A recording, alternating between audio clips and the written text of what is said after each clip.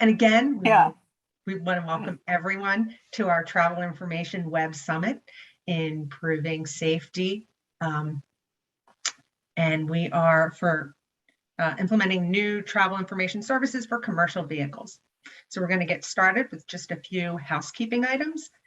As you may notice, we are on Zoom webinar. This is a little bit different than Zoom meeting, particularly in the way you ask questions. We'll get to that. For your audio, you can use either your computer or phone, whichever is easier. Please note that this web meeting is being recorded and a recording will be provided on the Coalition's YouTube channel, and then ultimately a link will be on the Coalition's website. If you have any questions, what we're going to ask you to do is we're going to ask you to go right into that question and answer box. You can just click on that and then type in your questions. They're going to be monitored and answered either at the end of a particular session or at the end of the meeting, whichever works out. And you may also get a written response in there, or it may be verbal. If there's a reason why if you'd like to ask your question verbally, we're just going to ask that you raise your hand. That brings you to the top of the list, and we know you have a question to ask verbally. Sometimes a presenter, if you ask an initial question, may need some clarification and may actually ask you if you're able to unmute your line. The only thing to remember is when you're finished speaking, just mute your line again. Thank you. And at this point, I'd like to turn it over to Denise Marco. She is the Tismo Program Director for the Eastern Transportation Coalition. Denise? Thanks, Joanna. Can you hear me okay? Yes. Oh, my goodness. All right. Well, welcome, everybody. And no surprise what day this is. Happy St. Patty's Day to everyone. And our presenters, if you noticed, are all lined up in green. We all did a good job today. So we hope you have a great session. And then whatever happens later in the day for you, may it all be fun and happy. All righty. Next slide, Joanna. All righty. Before we start, we always do this. This is kind of like an update of what's been going on within the coalition for the past couple months. We do recent. So these happened within the past since November of last year, and then what's upcoming. So as you can tell, we've got quite a bit that's upcoming. Let me run through. Recently, we've done a webinar on our congestion pie chart.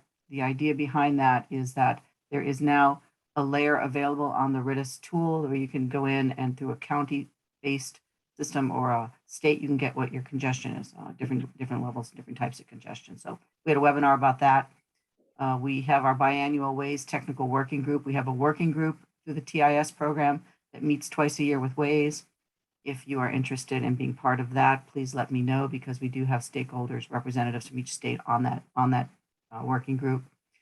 A lot of the time has been spent on our data marketplace. You'll see in brackets it says 33. Between August and January, we've had 33 different meetings with our evaluation teams, our vendors, pricing, technical review, to say that we've been able to successfully intend to contract with 13 different vendors and 6 different data sets. So this has been the bulk of what we've been doing for the past 6 months relative to data. And then obviously we have our RITIS user group meetings every quarter. Upcoming, some of the interesting pieces that are coming up in March, the last of March and then the first week of April, there's quite a bit going on with RITIS. There's going to be a workshop on how to create a corridor performance summary report. That's workshop number 1 on March. And then there's going to be an enhancement working group meeting. That's a web meeting that talks about what type of initial improvements can be done to the RITIS platform and what might be needed funding-wise to do that. There's also an origin destination workshop number 2, which is showing you how to use that RITIS platform in OD work. And then I skipped over one. We're having a New England HOGS. The HOGS is the counterpart to Traveler Information, which has incident management in it, as composed of Tismo groups from TMCs, law enforcement, towing, maintenance. So we're going to be having a HOGS group meeting in April. Vermont's going to talk about how they're using RWIS in their winter operations and how they've automatically linked their message boards to some of the readings that come out of RWIS. We have an electric vehicle workshop, April 12th and 13th. That's an invite only in the Maritime in Baltimore. We have a strategic planning. Some of you will be getting an invite as committee members to be part of the strategic planning for Tismo and the Tismo program. That's going to be on April 21st. RITIS user group. And then the last thing that's just been scheduled is a what we'll call Potomac HOGS, which is the DC region.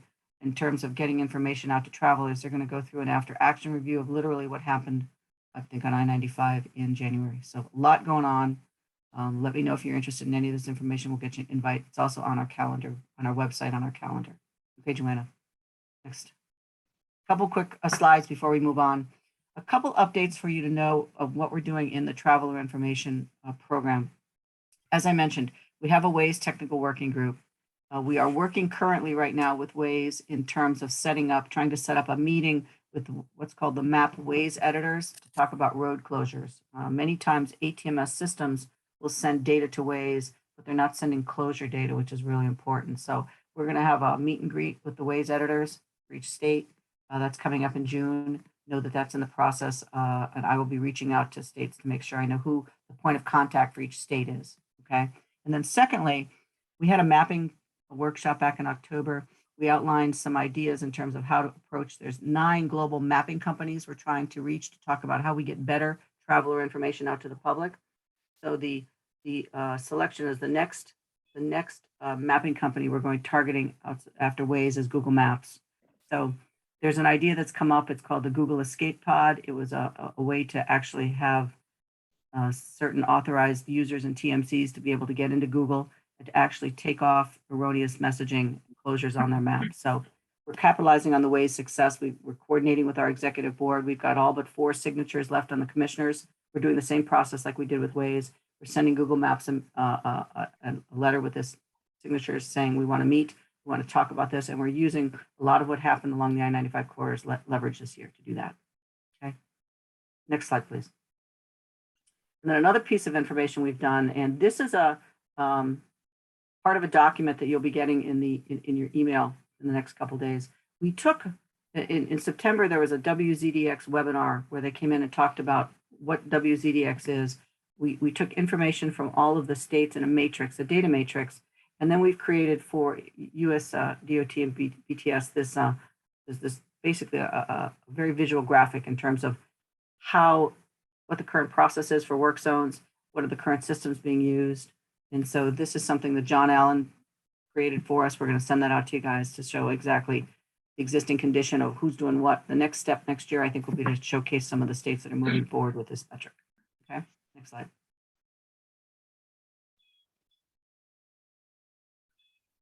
And lastly, we're still continuing our data integration work with Waze, RIDIS, and WZDX. The idea behind it is that if Waze can take the RIDIS feed for unplanned events and can take the WZDX feed for planned events, and we will have we will have 2 core data feeds, and we can send those to any mapping company. But again, we're using Waze as the initial metric.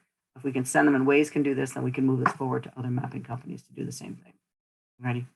I think that's really all I got. Next slide, please. I'm going to turn this over to Mary Grace Parker in terms of why we're here today, but please feel free to drop me an email or any inquiry about any of that stuff that's going on, because we have a lot going on in Trav Info. Okay. There you go, Mary Grace. And for those of you, Mary Grace, before those of you that don't know Mary Grace, she is our freight director. She is my counterpart with the freight program. She knows where all the bodies are buried when it comes to trucks, and we call her Mrs. Truck. So that's how I'm introducing her. So here you go. There you go, Mary Grace. Take it away. Thanks, Denise. Thanks, Denise. Well, good morning, everybody. I'm really happy to be here today. So excited to see the number of people here and so many of our freight staff from the agencies. Denise and I do a lot of discussions about how important it is to bring freight and operations together. If we were to design the world, I'd be working for Denise under the Tismo program, because in the end, planning and all that work is very important. But when it comes to running the road and moving things on our system and mobility and resiliency, it's really critical that we link freight and operations. So I'm really excited to be here today, very excited about some of our speakers and the important initiatives they have going.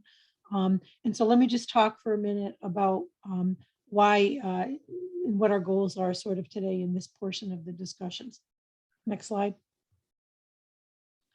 So I don't think we have to tell anybody here what a critical safety issue road congestion is. Obviously, reducing congestion and also reduces dangerous unanticipated slowdowns, and that in turn will reduce collisions. So you can see here the number of collisions on interstates, that traffic congestion and poor stopping distance is a critical issue.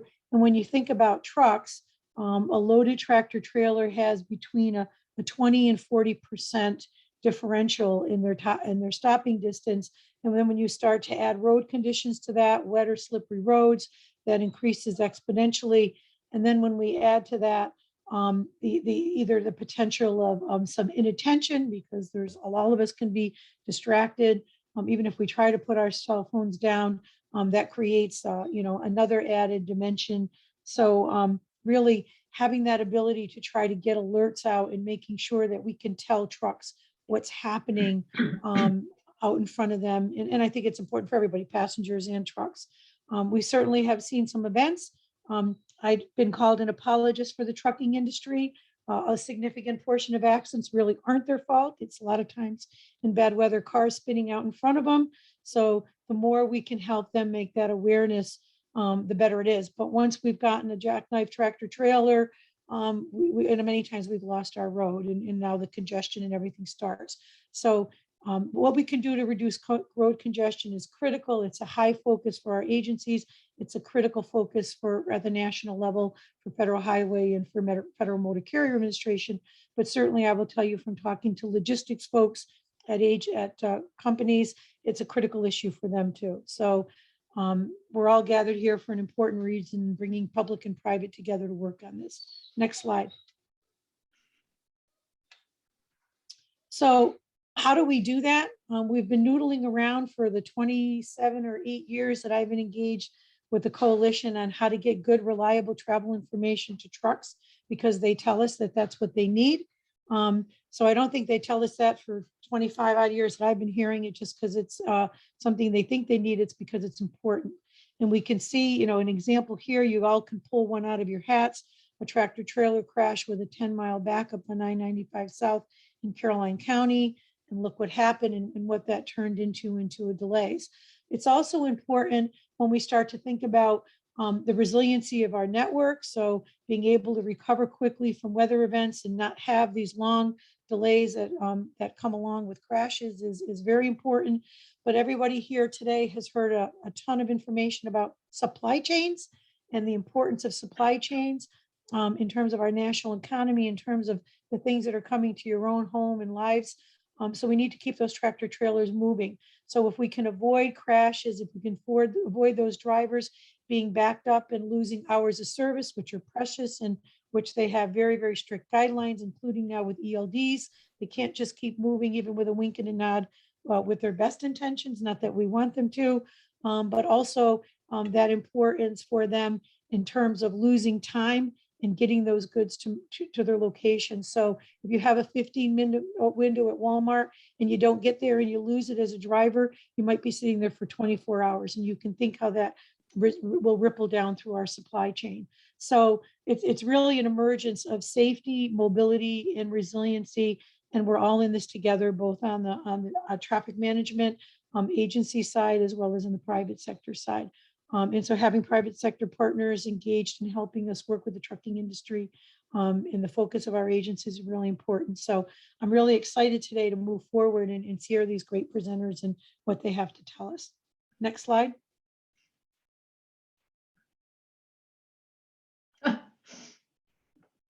Okay, so let me start by saying, before I introduce our speakers today and do their bios, I'm going to sort of skip ahead from Mary's bio and come back to that and Kelly's bio, because I want to take a couple of minutes on behalf of the coalition.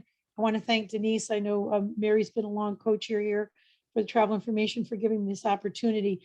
Mary's decided to pack it in. We're all a little bit jealous and a lot sad after many, many years of dedicated service. And all of you know Mary. Some of you folks from my freight side may not know her. But one of the reasons this coalition exists today, we say is our members. And I think foremost among them, if we were to give the goldest of gold stars, would be Mary. She was one of our first steering committee co-chairs. And that has carried forward over these years in many, many hats, and including taking on this role for a number of years as a travel information co-chair. She's provided us guidance. She's got us through everything from having a good earmark of federal funds and getting it in the first place many years ago, to moving to a state-funded organization and helping us show all of you why we're an organization of value and that can continue. And to show you how far back Mary's engagement goes, before we even really knew that this Eastern Transportation Coalition was going to be this I-95 coalition, there was a project under our initial small funding called, we were technical review chairs, and it was called something to do with user needs. And that was really sort of the beginning of thinking about travel information. So Mary was the first one out of the box to say, I'll volunteer from my busy job over at the Garden State Parkway and help this fledgling organization that we're thinking about. And so we stand strong 27 plus years later. We're sorry to see Mary go, but we know we wouldn't be here without her or people like her. So on behalf of all of us at the coalition, Trish and the staff and all of our members, thank you, Mary. We're going to miss you. But you and I will continue to have a few Zoom cocktail hours, but we won't hold it. Thank you. Thanks, Mary. Thank you. No speeches now. Otherwise, we'll go off schedule. But thank you so much.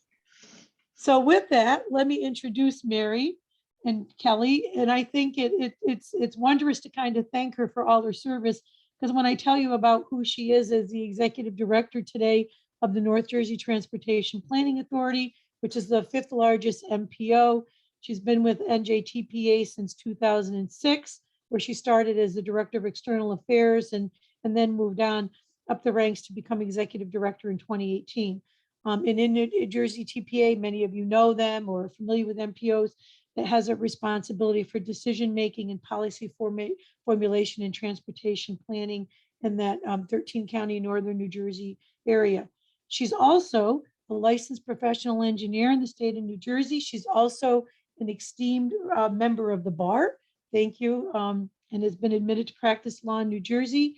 She's a fellow in the Institute of Transportation Engineers. She's had a number of positions up through the rank, including as assistant chief engineer for New Jersey Highway Authority and director of strategic planning and policy for the New Jersey Turnpike. So how she found time for us as a coalition and continues to do that in all this time, again, hats off to Mary. So thank you, Mary, again, for your work and your presence here today. And we couldn't do this without having people to carry the burden with Mary, and that includes Kelly Wells. So I'm feeling a little okay with Mary leaving because we're in good hands with Kelly. Kelly's a highway engineer with 20 years of experience. She's a registered professional engineer in North Carolina, graduating from GWU with a BS in civil engineering.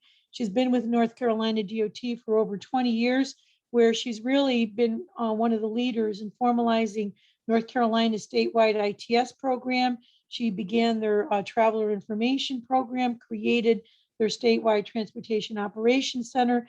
She manages their NCDOT's travel information program today, including drivenorthcarolina.gov, NC511.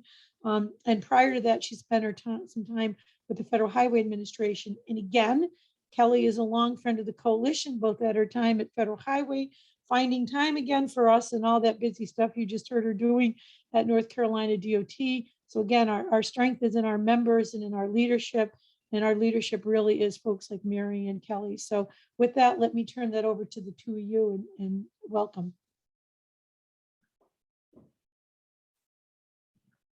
Okay, after that, excuse me, after that wonderful send off, I guess it's time for me to do my job.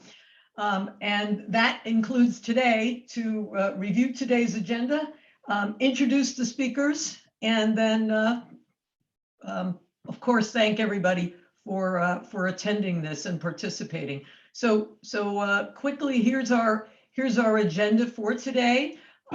We've gone through the first couple of items, the welcome and the introduction, but the substantive presentations, which are really exciting, I'm pleased to talk about. First is Raising the Bar in Pennsylvania on Low Bridge Information, and that'll be Ryan McNary, who's the manager of traffic systems and performance at PennDOT, and also Mary Farrell, who's the president of Information Logistics, Inc. And that presentation will be followed by Eyes on the Ground, Anywhere, Anytime, a technology demonstration, and that will be led by Mary Farrell, as well as John Farrell, who I've had the pleasure of knowing, as well as Mary, and he's the Vice President of Product Management, also at Information Logistics, Inc. Then we'll have a short break. And then my esteemed co-chair, who I guess now is chair, Kelly Wells, will do a presentation on North Carolina pilot using Drivewise and INRIX for commercial vehicle alerts. And that will be followed by using technology to enhance commercial vehicle safety on New Jersey roads.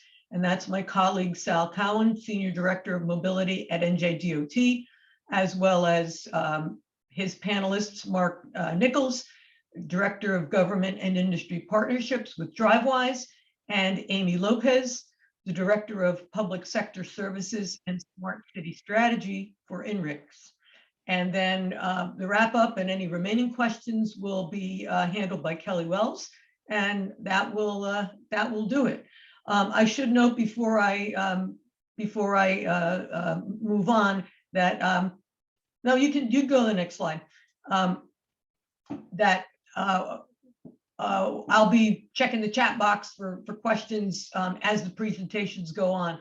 But this slide is very telling, and it goes along with my pleasure, which is to thank everyone for participating. As Mary Grace and others have said, the strength of this coalition is in its members and in its people, in the people who show an interest in attending and learning and asking questions, and also in making presentations. And so over the years, the coalition has grown from it's taken on several forms, but today we've got 15 states represented today. We have over 137 separate registrants, and look at all of the entities and organizations that those registrants are representing. Of course, state DOTs, toll road authorities, MPOs, such as mine, federal agencies, the universities and academic sector, vendors and consultants, and together they make up the value that this coalition has provided over the decades. So with that, I want to thank everyone for being here. For the folks who couldn't show up, they'll have an opportunity to review this on the recordings that will be posted shortly. So next slide. I'm going to take a few moments, and I'm going to introduce our panelists for today. So bear with me. Our first person that I'm going to introduce is Ryan McNary, the Manager of Traffic Systems and Performance with PennDOT. He oversees PennDOT's Advanced Traffic Management System, Road Condition Reporting System, 511 PA, Genetec statewide video solution, and the Traffic Alerts dashboard, which is crowdsourced incident data. Ryan also leads the Tismo performance management efforts, where they've successfully linked several PennDOT data sets with crowdsourced big data. In January of 2020, the Tismo performance program released the first Pennsylvania-specific congestion pie chart. Ryan began work with PennDOT 13 years ago and has a bachelor's degree in geography and planning from Westchester University. Before I introduce Mary Farrell, I should have mentioned, I'm going to be introducing all of the speakers and all of the panelists right now, even though some of them will not be presenting until after the break. Okay, my next person that I want to introduce, that I'm proud to introduce, is Mary Farrell. She's the president of Information Logistics, and that's a technology company located in New Jersey. And she's been involved in technology since her days as a math major, working in the College Computer Center. From her first job doing research at Bell Labs to her current company, Mary has worked with systems design and software development for the military, as well as a variety of industries, including insurance, legal, and of course, transportation. Mary's been focused specifically on addressing the technology needs of the transportation industry for the past 10 years. Her company's innovative ideas and technologies that her team developed have won many local and international awards. And it's good to see you again, and I'm looking forward to hearing your updates. Our next panelist is John Farrell, and yes, there is a relationship there. Vice President of Product Management, Information Logistics. John is an MPA, PMP, and is the Vice President of Product Management at Information Logistics, Inc. In that role, he oversees several technology projects to improve ITS and emergency operations practices. Before coming to Information Logistics, John was a staff sergeant in the U.S. Marine Corps and then spent 10 years working in local government. John brings a wealth of organizational government project management experience, as well as a passion to use technology to facilitate emergency preparedness and generally communicate with the local community. Thank you, John, also for joining us. Next, it's my pleasure to introduce Sal Cowan. He's the Senior Director of Transportation Mobility at NJDOT. He's responsible for oversight and management of the department's ITS design, construction, and maintenance programs, Intelligent Traffic Signal Systems Program, Safety Service Patrol, Traffic Operations Centers, 24/7 Emergency Call Center, and the Office of Emergency Management, Security, and Response.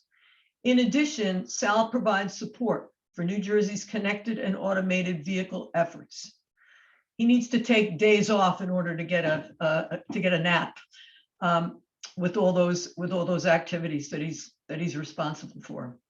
He holds a bachelor's degree in administration from Wagner College. He's a graduate of the Eastern Transportation Coalition's Operations Academy. He's a member of the New Jersey chapter of the Project Management Institute, and he sits on the board of trustees for the multi-agency consortium known as Transcom. Thanks for joining us again, Sal. Next, I'd like to introduce Amy Lopez, the Director of Public Sector Services and Smart City Strategy for INRIX. She joined INRIX in October of 2016 and leads sales and business development in the eastern region of the US and Canada. Before joining INRIX, Ms. Lopez worked with elected officials, senior staff, and executives in the public sector, transportation, and utility sectors to advocate for the widespread adoption of new technologies that advance sustainable urban mobility and traveler safety. This included facilitating corporate engagement for the U.S. Department of Transportation's Smart City Challenge. Welcome, Amy. And last but not least, it's my pleasure to introduce Marc Nichols, the Director of Government and Industry Relations for Intelligent Imaging Systems at Drivewise. Marc retired from the North Carolina State Highway Patrol after achieving the rank of Major. His service spanned more than 30 years, and it focused exclusively on the fields of special operations and motor carrier enforcement. He was considered the leading subject matter expert in commercial motor vehicles and criminal interdiction for human trafficking. Marc served as the commander of the Mobile Field Force, commander of the State Emergency Response Team, and was the governor's liaison to the North Carolina General Assembly. So we're very fortunate to have Marc, as well as all of the other panelists, and thank you for the pleasure of introducing them. Next slide.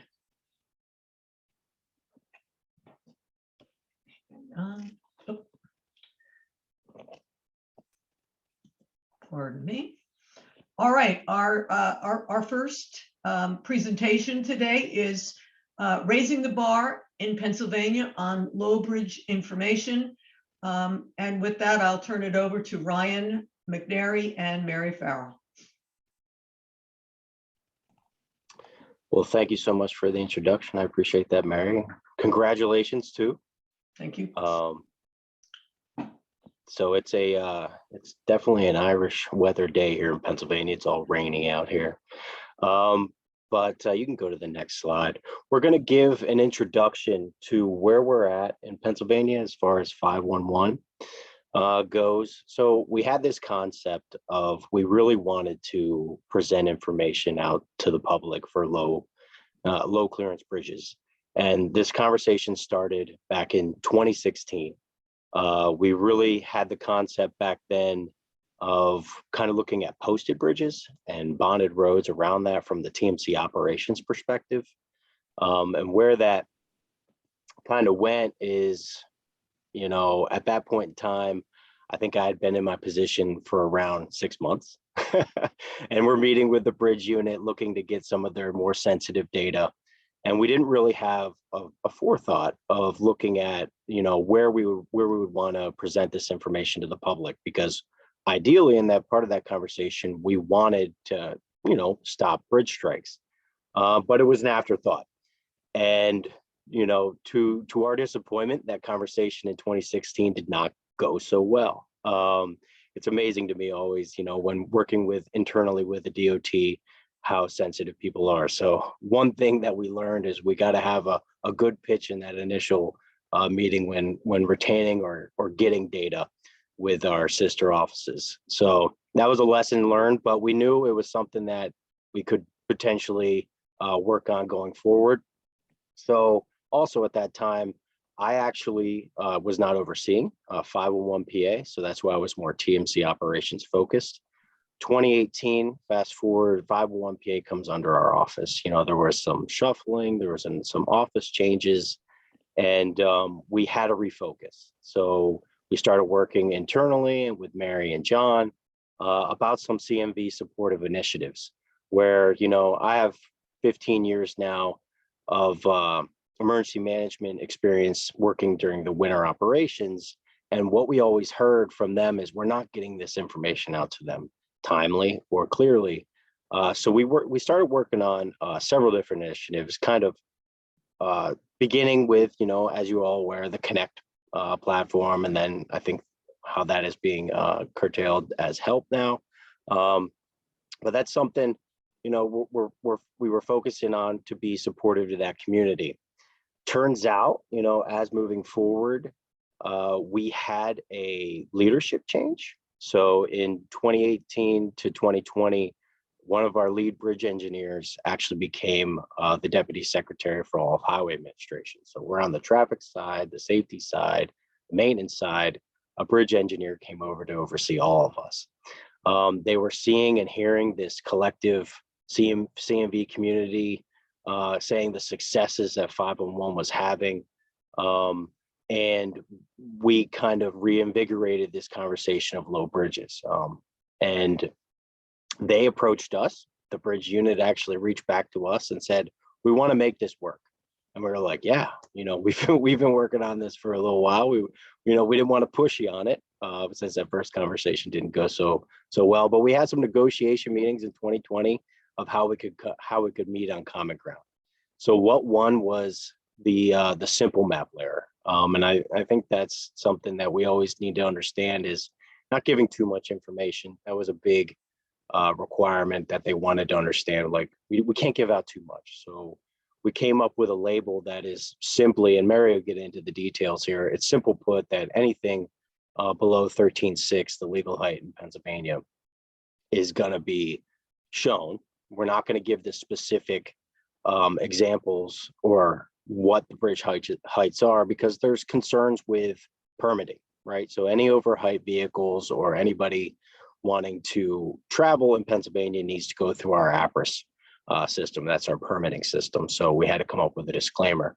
But that's kind of the DOT perspective and the life cycle of how we got here. And I'm gonna kind of turn it over to Mary to go over the design that we came up with. And how we're going to move here in the future. So Mary. Thanks, Ryan. And if we could go to the next slide, that would be great. Okay, so, well, happy St. Patrick's Day, of course, and I'm Mary Farrell. So I just wanted to make sure that we're all on the same page here. So Information logistics is a team of technology people, and we focus our whole attention really on information tools that help with public communications.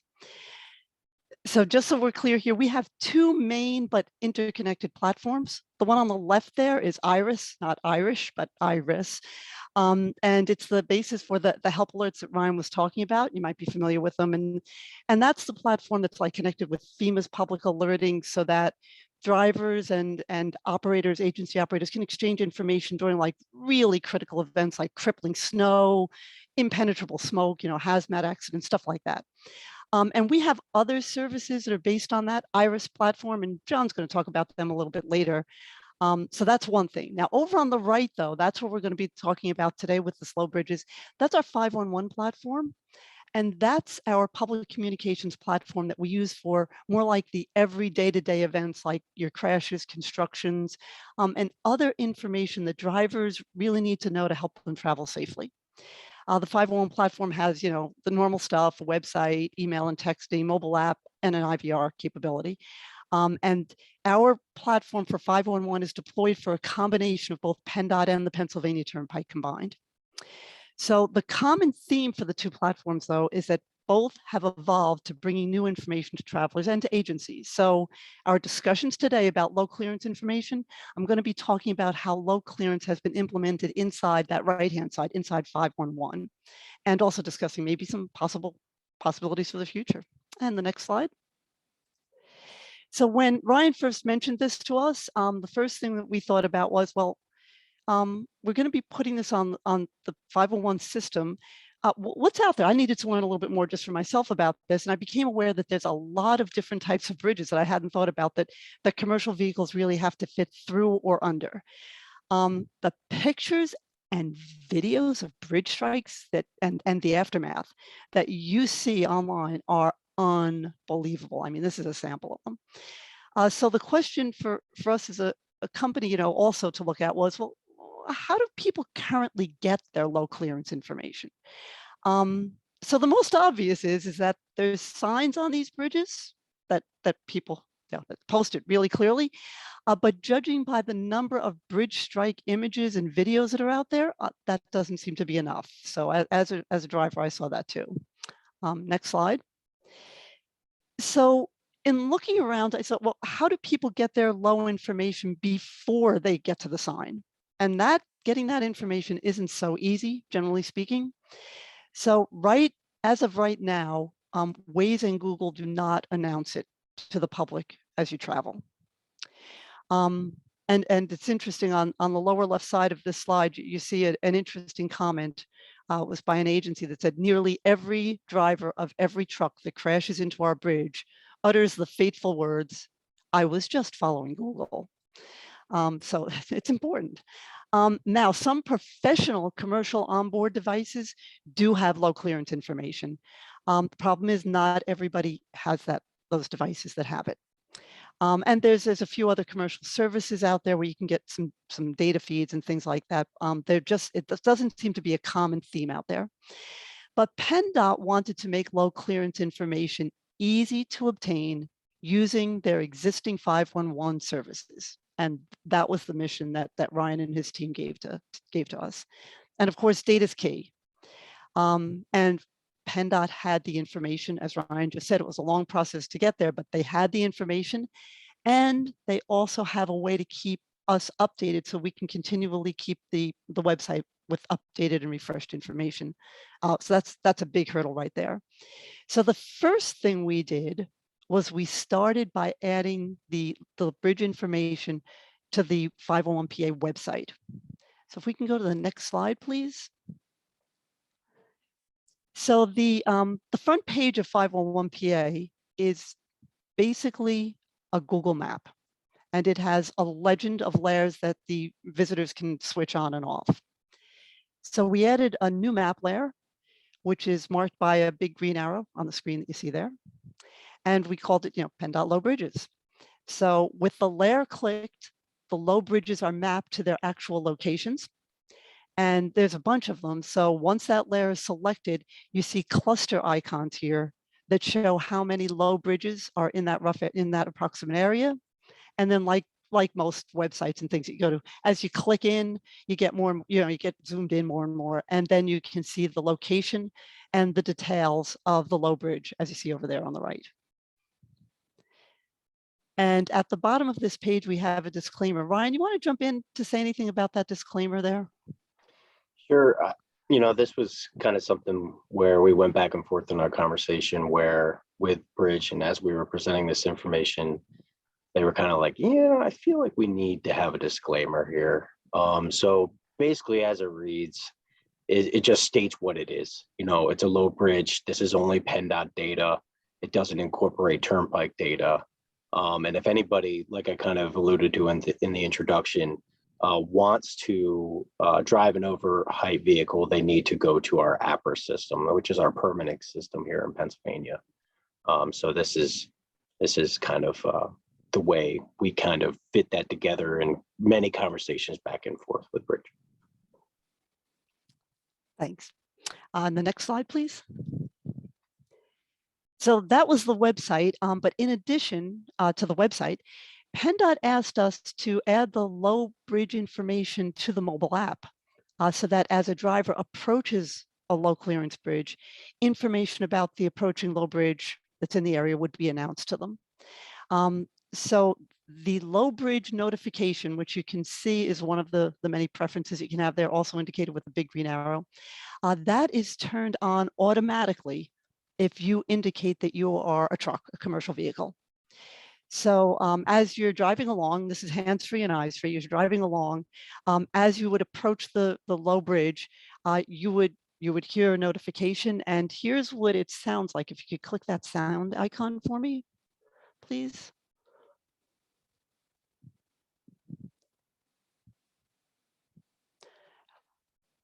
Okay, it would sound, if we don't hear, that's okay. Oh, there we go. Caution, there is a low bridge in both directions on Midvale Avenue, at Crescent Street of Midvale Avenue. I was just about to try to imitate that voice. I guess I'll have to sing for you later. That's all I can think of. Okay, so that's what it sounds like to the driver as they approach the area of the low bridge. Okay, can we go to the next slide, please? Caution, there is a low bridge. Cool. Okay, good. So here we are. So now the question is, okay, so PennDOT had us put all this information out there. Is anybody using it? And the answer is yes. Yes, they are. So I'm big on patterns and data plotting. So we noticed that a usage pattern for low bridge activations, which is the larger graphic that you're seeing here, it's followed very closely with the times that PennDOT and the PA Turnpike have enacted commercial restrictions on the roadways. Now, there might be a few reasons for this, and so we're going to imagine them. And so let's kind of conjecture here what these reasons might be. Well, let's face it, roadway restrictions are generally put in place during bad weather. I mean, that's a typical scenario for this. And during bad weather events, PennDOT and the Pennsylvania Turnpike issue more press releases, and they increase their social media postings.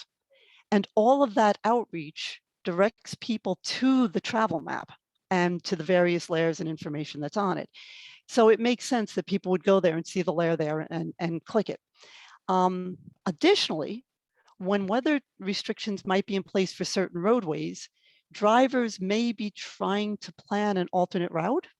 And in planning the alternate route, they're clicking that on to say, ooh, if I'm planning an alternate route, am I going to be encountering any restricted bridges along the way there, low bridges? And maybe then look for other possible alternatives depending on what they see. So of course, spikes in usage can also be attributed to general awareness as well, even outside of the times of bad weather. We noticed that, well, first of all, PennDOT issues a lot of press releases or frequent periodic press releases about traffic events going on or things that could affect traffic flow. There was one that was issued in September regarding Penn State football travel plans. It's a press release, and again, directs people to the 511 PA map. And then another in mid-December that was focused on low bridges and on EV charging station availability that was going to be now on the site. And within a time period after each one, we saw an uptick in usage. So again, even outside of bad weather, generally getting people aware of the site in general. Seemed to be that people wanted to see this information and they were clicking on the layers. So the data shows around a minimum of 500 views each month. Obviously, some months are much more than that. So maybe this has helped avoid some bridge hits. We certainly hope that it has. But I think even more, it shows that there are drivers out there who really want the low clearance information. And now they're able to find it on Pennsylvania roadways. So that's pretty cool. Next slide, please. So whenever you put something new out there, there's always a lesson to learn. And with this, no different.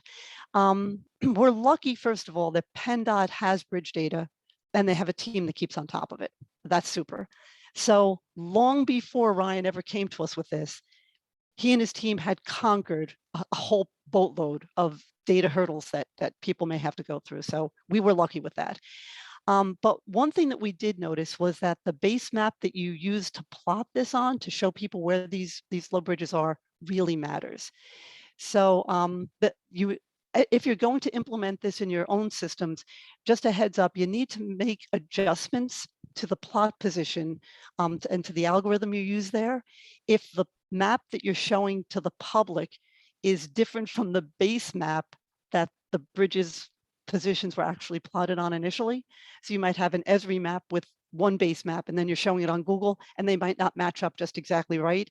So we had to make some adjustments like you're seeing here. Over on the left, if I plotted the raw data, the bridge map on Google over here, which is a bit away from the bridge. And then once we made the adjustments to the projections, it moved right back to where it should be. And you say, oh, okay, Mary, what's the difference of a few? Well, it makes a big difference depending on where you are.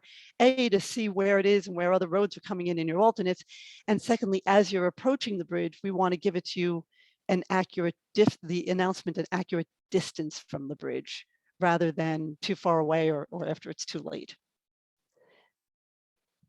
Okay, so if I can go to the next slide, please. So this is an interesting one.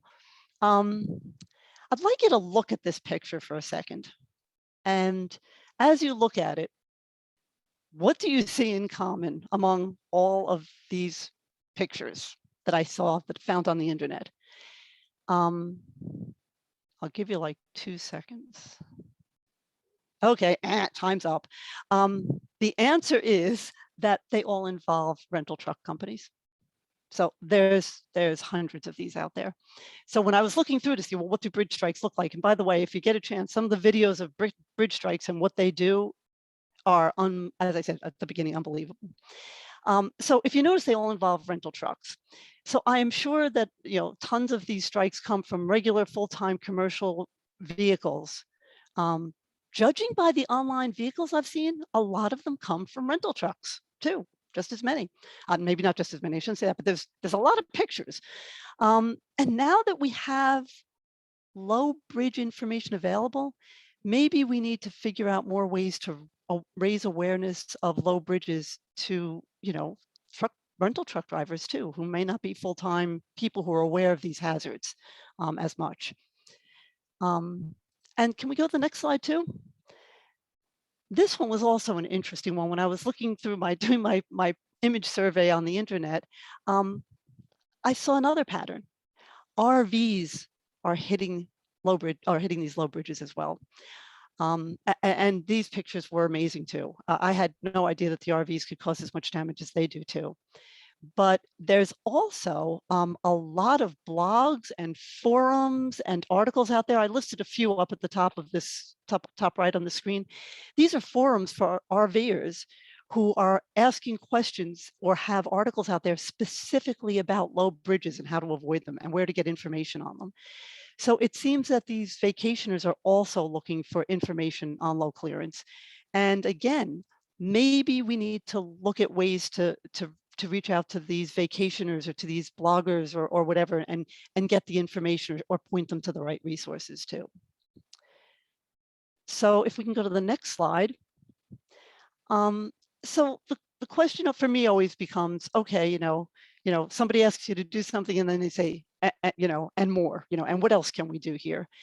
So what are other possibilities? Well, maybe we should be allowing people to set up a route before starting and then let the site automatically go through the whole route and display all the low bridges that they're going to encounter on their way. Maybe that's one of the things. Maybe we should let people set up a route before they start and let the mobile app announce the low bridges specifically on their route, and maybe even let the trucker put the height of the vehicle they're in, make them aware of their height vehicle, type it into the app. I mean, before they start, maybe that's something. No, that's things to consider. Maybe we should try to start some sort of grassroots campaign to get Waze and Google to put these on their maps and announce them while you're driving as part of your navigation. Again, if you say you're commercial or maybe some other criteria. And again, explore how we can reach out to part-time recreational drivers regarding these low bridges. And I mean, this picture was an amazing one too, of the crumbling bridge because of the hit. So there's a lot to think about here and a lot of future possibilities. And of course, I'd love to hear what everybody else thinks about this and what other possibilities they have. So with that, I'm going to turn this back to Ryan. Yeah, so on this more ideas aspect, we're starting to take baby steps with our design, and Mary alluded to it as where we have that commercial vehicle profile now with the 501 PA app. So that's the first step in the direction where we're trying to get to, where we have something dedicated to that community where they can identify concerns to us, and then we could put in specific features that we administer. I'd say, from the DOT perspective, we know we're not going to be better than Waze and Google and those individuals, those third-party mapping individuals. So we had a conversation subsequently with Bridge again, and we got them to agree that this data needs to be public as far as the actual data set. So it is on PennDOT's open data right now, and it can be shared with all those third-party mapping companies like we did with us right now. So it's ready for download. So if any representatives are on this call, we'd like to work with you on that. But I think that's how we're only truly going to get a comprehensive bridge strike awareness when it comes to those rental companies and those RV organizations. So where we're moving, I think you've heard this agnostically a ton of times, work zone data exchange here at PennDOT, and we're working to get that feed up to date and be real time to incorporate a lot of different data sets here in the next year. Thank you, Ryan. Thank you, Mary. I have just one question that I think it was, well, now I have two. The first question from Adam Storm was, are there any plans to push these alerts to Google Maps? So I might have just answered that. Right, I think so. Yeah, so we want to partner with them, and we kind of have a better relationship with Waze. So I think we could work with Andrew on that. Okay. And the next question, so that question's answered, thank you. The next question from Raj Panalari is, how is a response from your maintenance office on sharing the bridge data? Are they sensitive about sharing the data? I don't think we heard a concern from maintenance at all, actually. Everything's been positive internally after we kind of bridged that gap. I shouldn't have did that, pun, I'm sorry. In 2016 with, the concerns, because they don't want to be out there maintaining these bridges after bridge strikes as much as anybody would be. So yeah, it's been positive. Okay. And I'm seeing one more question. Chester Osborne asks, how do you record changes to bridge clearance? Do your district maintenance staff remeasure after a mill and pave operation? Yes, that's accurate. So that's a common practice within their policy.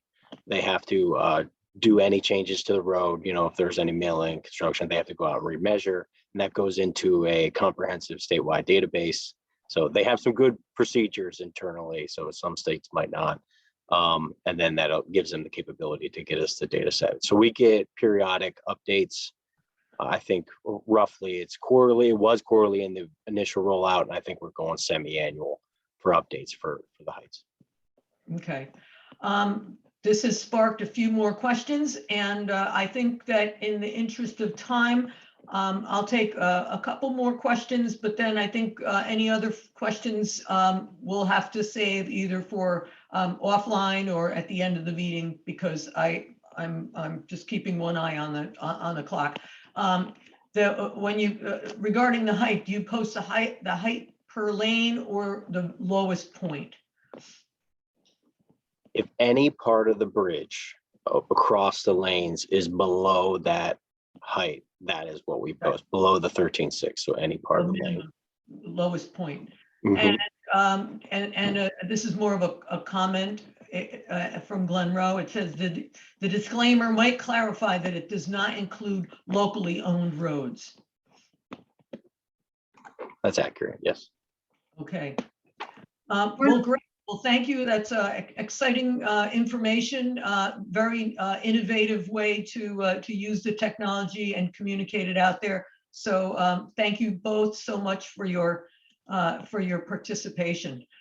It looks like Sal may have a question. Sal, did you want to just ask something before we head? I did, Ryan. It's a great product. I appreciate it. The squirrel brain jumps in. I did have a question. Your EV layer, is that something that's available wide scale, or did you have to do a lot of legwork to get it for Pennsylvania? It's actually a national data set we found online. Oh man, you're putting me on the spot. Could you share it when you Yeah. are able? Yep. Perfect. I'll Thank put you. that into the chat too, if you'd like, Ryan. Yeah, So that'd they be can great, see it Mary. later. Thank you. Great. Great, thank you. Sorry, Sal, I didn't see your hand up. Don't worry about it, Mary. All righty then. Shall we move on to the next presentation and the next slide? So our next presenter is John Farrell, and this presentation is Eyes on the Ground, Anywhere, Anytime, a technology demonstration. Go ahead, John, it's all yours. Thanks, Mary. I appreciate it. And Joe, yeah, thank you, John. I was just going to say I can steal this screen if that's all right. Perfect. Thank you. All right. Now I get the pleasure of telling you about a new tool that has come about as a result of hearing a lot of stories about incident management from our transportation partners. I want you to think about a time when it would have been helpful for your TMC operators to have had a clearer picture of something that was happening on your roadway. It could be just about anything. Could be, let's say, an accident scene where you had a maintenance worker or a first responder. They were there on the scene and they're trying to describe something back to the TMC. Or maybe it was a routine bridge inspection. There's some kind of questionable finding during the inspection, and they're again trying to get this back to your central office. However, you don't have anything that's giving a really good visual of the situation.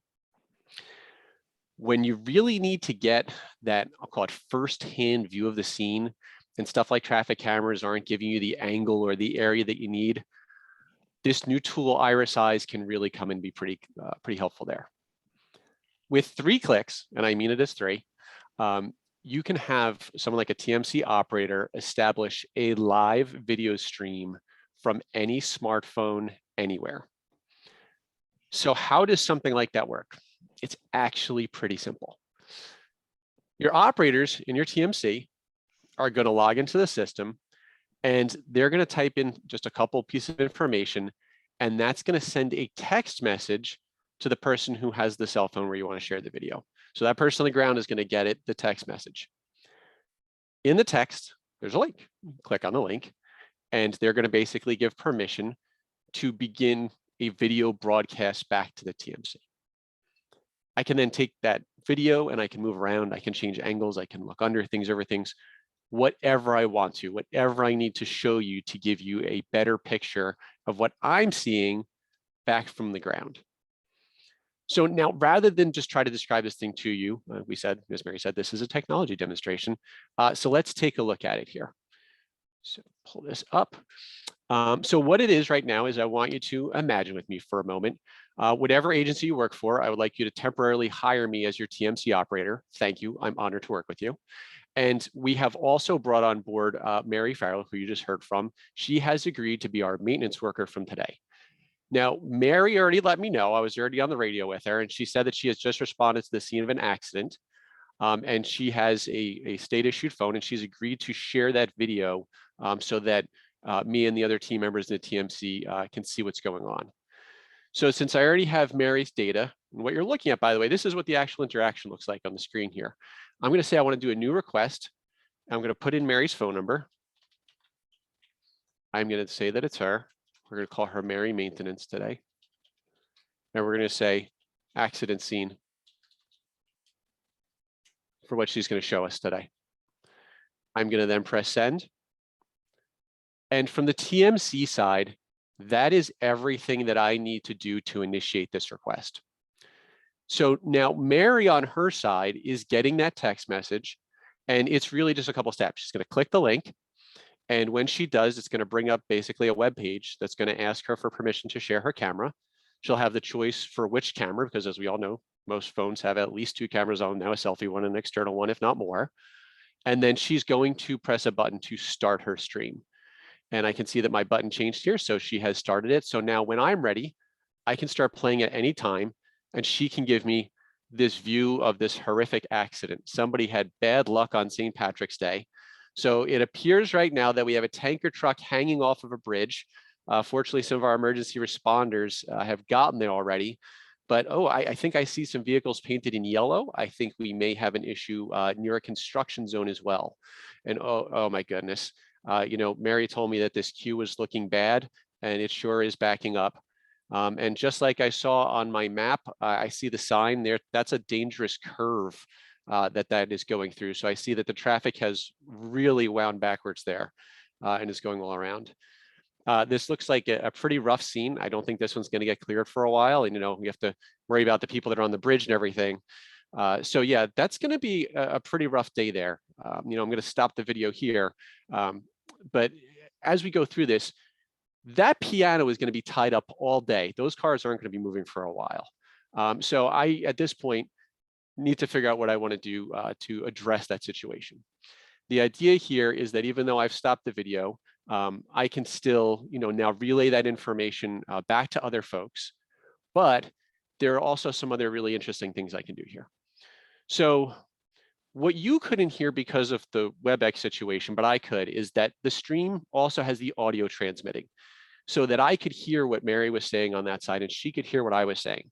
So if I need to direct her to change her angle or look under something or something, I can kind of give her that. We can kind of have that back and forth conversation to be sure that I'm getting what I need or the other members of the TMC are too, that we can issue the appropriate resources or take the appropriate actions. The other really interesting thing is that that link, while it's playing, I, as a TMC operator, can share that across my agency, so that if I needed to get that to other operators, to my emergency management, you know, to the deputy secretary or somebody like that, I can share that link and they can watch that stream at the same time. It's also kind of interesting for me that's interacting with Mary there, because that stream is buffered. And if there's something that I want to see that I missed, I can actually rewind it. And that's really kind of good, because like, wait, what was that? And rather than having her go back right away, I can actually just rewind it a little bit. Basically like when you're watching TV on demand, and you can kind of rewind that live TV. Now, when I was done with our demonstration here, you saw that I stopped that video. What's also very important to know, especially from a privacy perspective, is that either side can stop and terminate that video stream at any time. So if our smartphone user, Mary, decided, oh, hey, I've had enough and I want to stop, and now she can. And if I decide that, all right, I've had enough, or she's showing something I don't want to see, then I can stop that as well. Other options, like you can save this video for later or not. So if you saved it for later, you could download it, do after action reviews. Again, these are the kind of preferences that can be set up. What I really want you to understand is that when you take all of this together, what it puts together is what I think is an incredibly powerful tool, because it literally can give you those eyes on the ground at any place you need it at any time in the world. Thank you. I appreciate your time today. I'm happy to take questions. And Mary Farrell has warned me that she might sing at the end of this demonstration, but I'm not sure if she's committed to that or not. So I'm just going to hold off and answer any questions that might come up. Okay, so Mary, I'm just going to jump in for a second. The issue here is that that this is called Iris Eyes, which really sounds like Irish eyes.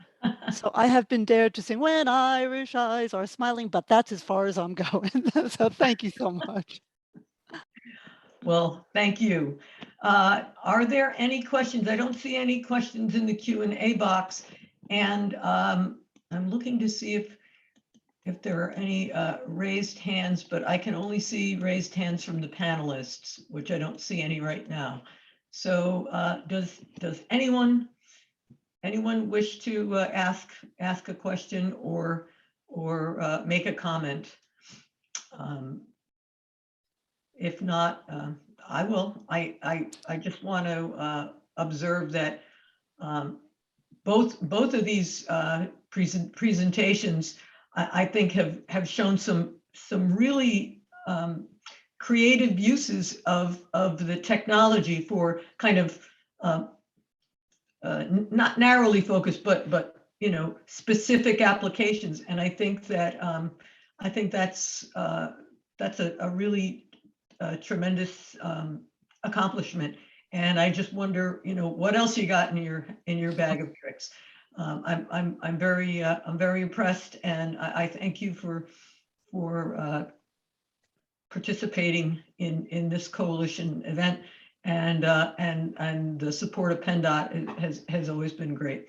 So, and while I was speaking, we did get a couple of questions from Paul Savage. Who is responsible? This is actually a two-parter. Who is responsible for the storage of the video?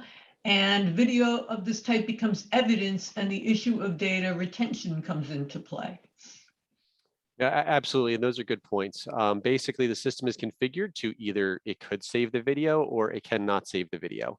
And that is one that whatever the agency's preferences and rules can be equipped to handle. So it can be live stream and nothing's ever recorded, or it can be saved for later with whatever retention policy is really required. So you say, you want the video to save for 2 weeks so that the agency could download it. Sure. It's never available. That's not a problem either. System can handle it either way. Okay. So it's an organizational policy issue. Absolutely, totally configurable. That we just need to be followed consistently, I would imagine. Any other questions? Looks like Kelly has her hand raised. Oh, okay, Kelly. Hey, thank you, Mary. John, a couple questions. Is this an a la carte thing, or do you have to have another intralogistic system to purchase this? A la carte. This is a standalone, just does its thing by itself. Okay. And for pricing, like what kind of pricing per year? What kind of structure were you thinking? Yeah, so basically the way we have it set up right now is that there is a base fee per year that includes X amount of usage. And then if you use it more, you would pay more, but it's a pretty low base fee per year. Okay. Very good. Thank you. Sure. This is Denise. Any This other is Denise. Mary, this is Denise. If I can add my 2 cents in. When I saw the Iris Eyes a couple months ago, I thought, wow. Having been someone who ran a TMC or a statewide operations center for several years, having the ability to have some sort of eyes on the ground where there are no cameras from a TMC operational perspective seemed to be like a really brilliant idea. So kudos to you guys for putting this together, and I'm hoping it'll go far along the corridor. No, thanks, Denise. Okay.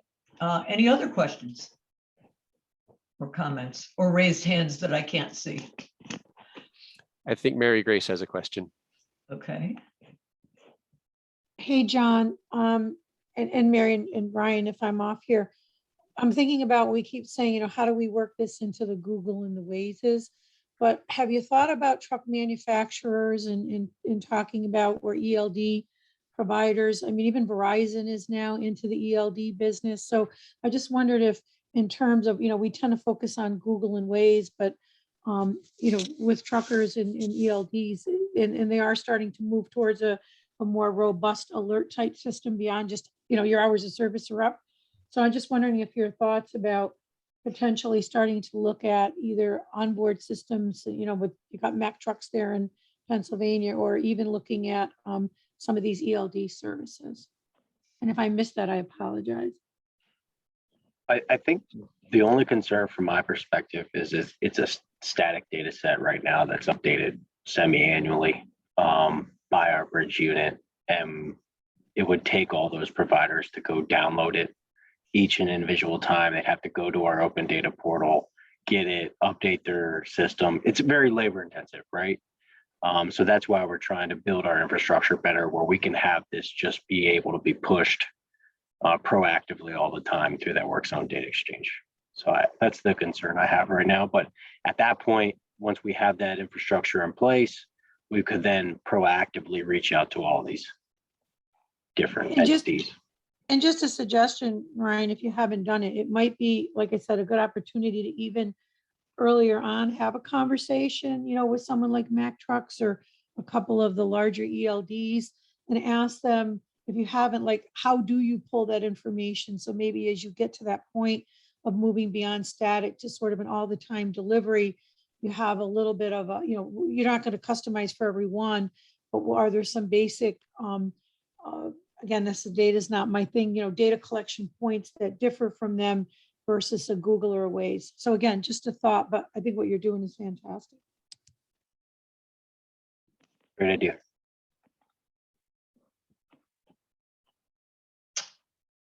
I think Kelly Wells has a question. Is there anyone from New York on the webinar? I don't know if anyone wants to raise their hand, or is anybody in the chat who might be from New York? As I had heard in WZDX circles that New York State DOT was starting to do some of this with bridge weight restrictions, not just height, but weight. And so I thought if anyone was familiar with that, that would be interesting to just throw into the mix. And Kelly, there's one of the attendees has their hand raised. I can't tell who it is. I don't know if Joanna can tell. Oh, Steve Steve Levine. Levine, and we've just Steve, unmuted okay. his line. Can you hear me? Yes. Yeah, hey Kelly, it's Steve. I'm just listening in, and I don't know if anyone from New York State is on. I know that this is the whole thing with low bridge clearances is a very big issue. This particular piece, with the cameras, can't respond to, but the low bridge clearances is of interest to probably 3 agencies in the state of New York: MTA, and New York City DOT, and New York State DOT. And we actually had a conversation with them about a couple of weeks ago about seeing if there's a way of expanding some of the work that what Sal is doing and what you're doing with Drivewise could be expanded into that area. Excellent. Yeah, I can't think of his name. It's somebody we know and works with us, and his name is escaping me, but someone in our circles is working right now with Google to try to give them pilot posted bridge data. And to reinforce some of the questions earlier, when Google came to us recently and said, we're thinking about trucks, can you give us your truck data? Well, to give Google truck data, it took me like hours to pull together all the stuff that people sent me about truck data from NCDOT. What are the restrictions? What are the, height and weight and posted roads? It was just more than I ever imagined. And one of the concerns when we were asked for posted bridge information, and our folks, like one of the questions said, our folks were like, oh no, we're not going to share this because, we have 18,000 bridges. We inspect 9,000 a year. So we're constantly updating bridge information. And the concern was just like Ryan said, if we gave them information, it wouldn't be in real time. So all you vendors on the line, think about this. Wouldn't it be cool, like we've done with incident information over the last couple decades, right? We all have these incident databases. Wouldn't it be cool to have dynamic databases for bridge height and bridge weight and just have an API and make it, you know what I mean? Like we've done with crashes and work zones and things like that. Just add bridge height and weight to that and make it readily accessible and pullable by the Google Waze truck, nav providers. It's really this whole WZDX idea. Let's not have all this siloed information. Let's have all this information in one place and then have standards that define the way we communicate it to all the interested parties. So this stuff is like all converging. This is such a cool time for what we do. I think there's a Charles or Joanna. Charles from NYC DOT has a question as well, I think, or his hands raised. Yes. Yes, we will unmute Charles's line for him. All right, I think you can hear me now. Yes. Yes. Okay, perfect. Good afternoon or good morning, everyone. Yes, I'll work with the New York City Department of Transportation planning, and I supervise the freight program. The freight team, we just launched our freight plan middle of last year, last spring. But one of the key things that we have in there is really addressing bridge strikes, because, you know, we do have this unique situation in New York whereby our parkways are restricted. No commercial trucks or vehicles should be on our parkways. And yes, what you notice with regard to the RVs, with regard to the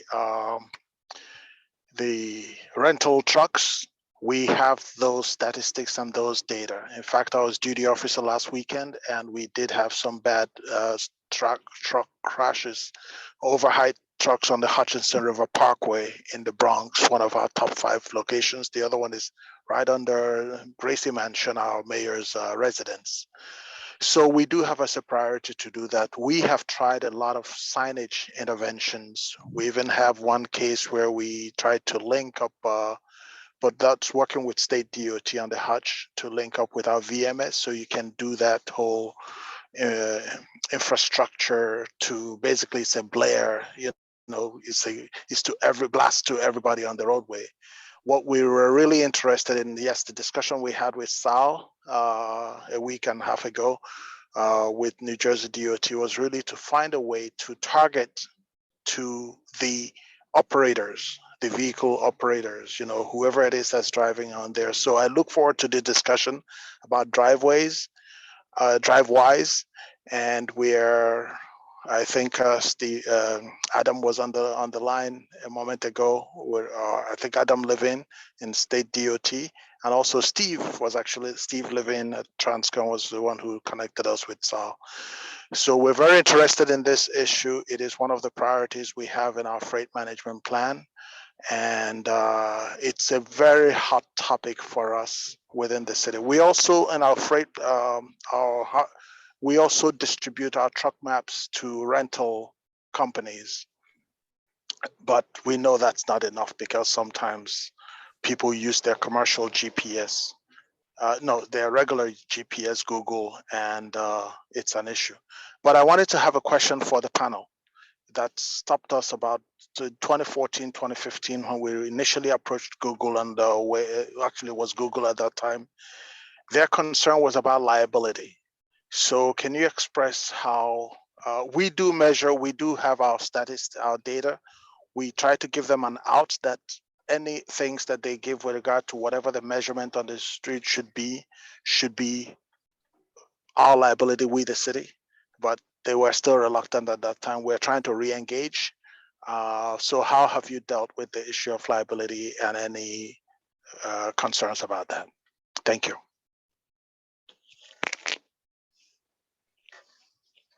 So I think from our perspective, we haven't even had that conversation with those companies yet. But the way I would approach it is more along the lines, if we didn't give you this information, isn't there more liability for the motorist striking the bridge? Now, that's been shot down in conversations in the past, but that's how I would frame the conversation, at least in the beginning, to them. If we have this and we're dedicated to keeping it up to date, and we set up our processes where we keep it a real-time data set, it's something that we need to have out there for the individuals. But the concern with, I think, with the Googles and the Wazes that are more focused on the passenger vehicle is they don't have a profile specifically for trucks. So I think the conversation has to start with the Drivewyzes and the trucker paths of this community that have those data points where they could have a CMV profile. All right. Okay, the other thing I wanted to point out is, yes, we did have that conversation with Sal, and but the other challenge we have is we have our main roadways, but also the low bridges are not only on the main interstates and the major routes or state routes. It also includes neighborhoods and other areas. So what we were really looking for is something that saturates until we can report as a convenience, as a service to the general public. So people know when they're leaving their house, they're going to wherever, that we can also populate that information. So our goal is really to be able to provide all that information about all the restrictions that there can be with regard to height as you navigate from one point to the other through our network. So it's not just the main lines, it should also be the neighborhood ones. For example, we do have our subway structures that are also considered, there are low bridges, and a lot of them are like 10, 6, 11, and those are challenges. Thank you, Charles. Thank you, everyone. And just one, it's more of a comment, but it follows this. I will read this and then maybe we'll go for the break. But Chester Osborne says, we worry about the latency of bridge clearance data. If a bridge changes height, and that happens more often than you think it would, and someone hits the bridge with a load that had been a go, but is now a no-go, but your layer was not updated, that would be a major issue. Highly interested in this. And that, I think, goes to Ryan's point about the liability and good faith and, relying on information. This is a little bit of a twist on that. Is it the absence of information, or is it the presence of wrong information? And that's probably more detailed than what we can get into at today's session. But I'd like to give our panelists one chance to respond to that and wrap up, so that we are not too late for our break. And so, Ryan, do you have any final thoughts on that? I think the only response I would have for that is what we approached in Pennsylvania is the legal height. So if it's below the legal height, we're not giving specific specific heights of the bridges. So that kind of helped us cross that. I see. All right. Well, Mary? Yes. One last comment to piggyback on what Ryan said. Many years ago, maintenance forces had terrible heartburn over the data that was put out by road and weather information systems on 511 sites.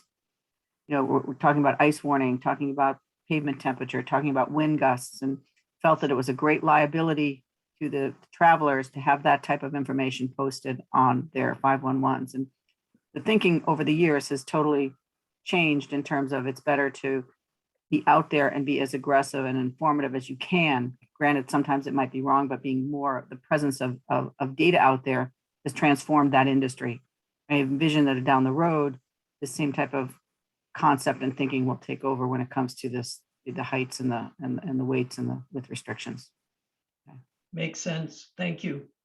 Well, let's give our panelists from this first session, this first part of the meeting, a virtual round of applause. And I will turn it over to the coalition folks for information about the break.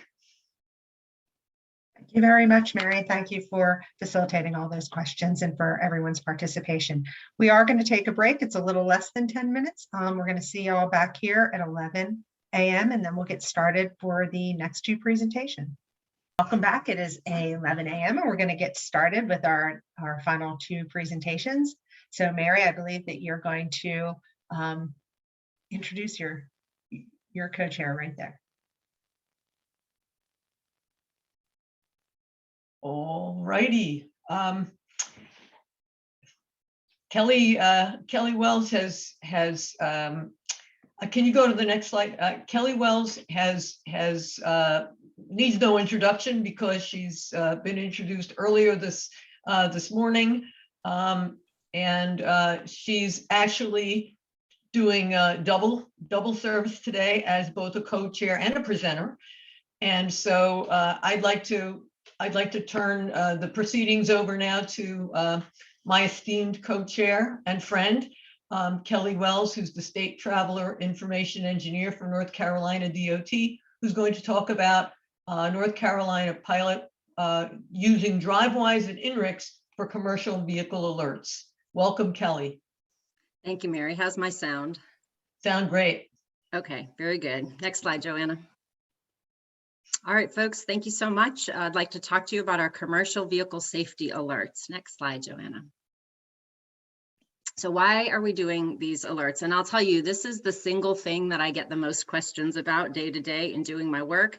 And I see Martha from Federal Highway is on. And Martha, this is the presentation that we owed you. We were waiting for some data, which is hot off the press, and you'll see it in the presentation today. So I get a lot of questions about this. So glad to share it with you all today. So why are we doing these alerts? Well, the way we do business today is what you see on the slide. On the left, there's a slowdown in traffic. We see things turn red on our speed maps in our traffic operations center. We see things on our camera, maybe if there's a camera in the area.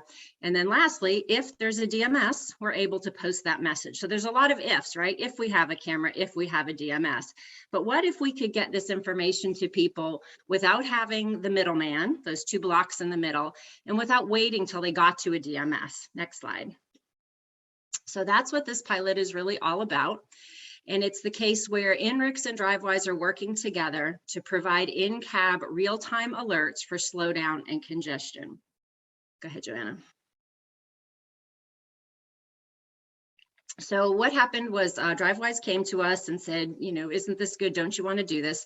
And our state traffic engineer, we had just had a series of pretty significant truck crashes on I-77. You can see it sort of in the western part of the state. I always laugh when people talk about their state in great detail because we really don't know each other's state. So it doesn't matter. We have a rural corridor with a lot of trucks in Western North Carolina. And there had been a number of crashes approaching a work zone, truck crashes. And so I think that was fresh on our minds. And Drivewise came to us and said, hey, you know, would like to provide these alerts. And so our state traffic engineer said, you know, this would be great to have where we have big interstate work zones that are generating queues. We can tell people as they're approaching the queues to these work zones. He said, okay, let's try it. See what you can find. Give this a try. So he wanted me to pick 500 miles, and these are the ones that I picked. They're all rural, so we didn't have to worry about urban congestion. These are places where you really wouldn't expect, you normally would expect free flow traffic. So these are the 500 miles that we've chosen. Go ahead, Joanna. So we did this through the coalition, I call it VPP2. We launched it, it was through the INRIX. You know, INRIX is a vendor on VPP2, so it's offered through INRIX. It began in May of this last year, but there were some bugs to work out. So we officially launched in September, and the product will be running for a year, and it cost us $250,000. Next slide. So I think many people on the call know about INRIX, but I'll just give you a quick overview if you don't. INRIX is one of the companies that provides speed and travel time data.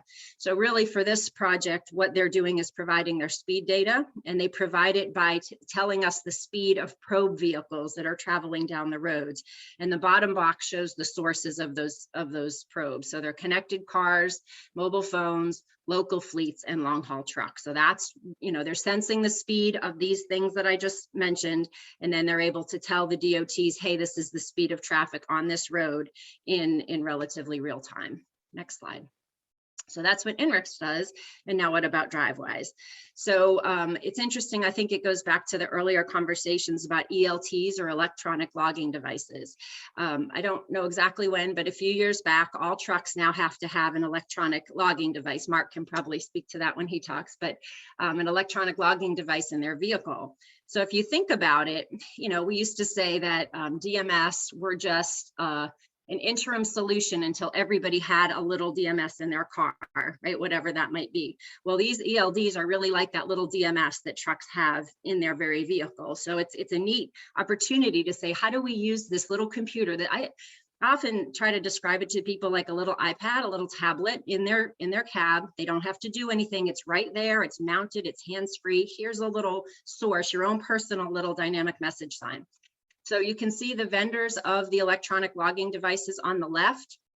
And so the way I think of it is Drivewise has an app that can be used on these tablets, is how I've had to kind of figure it out.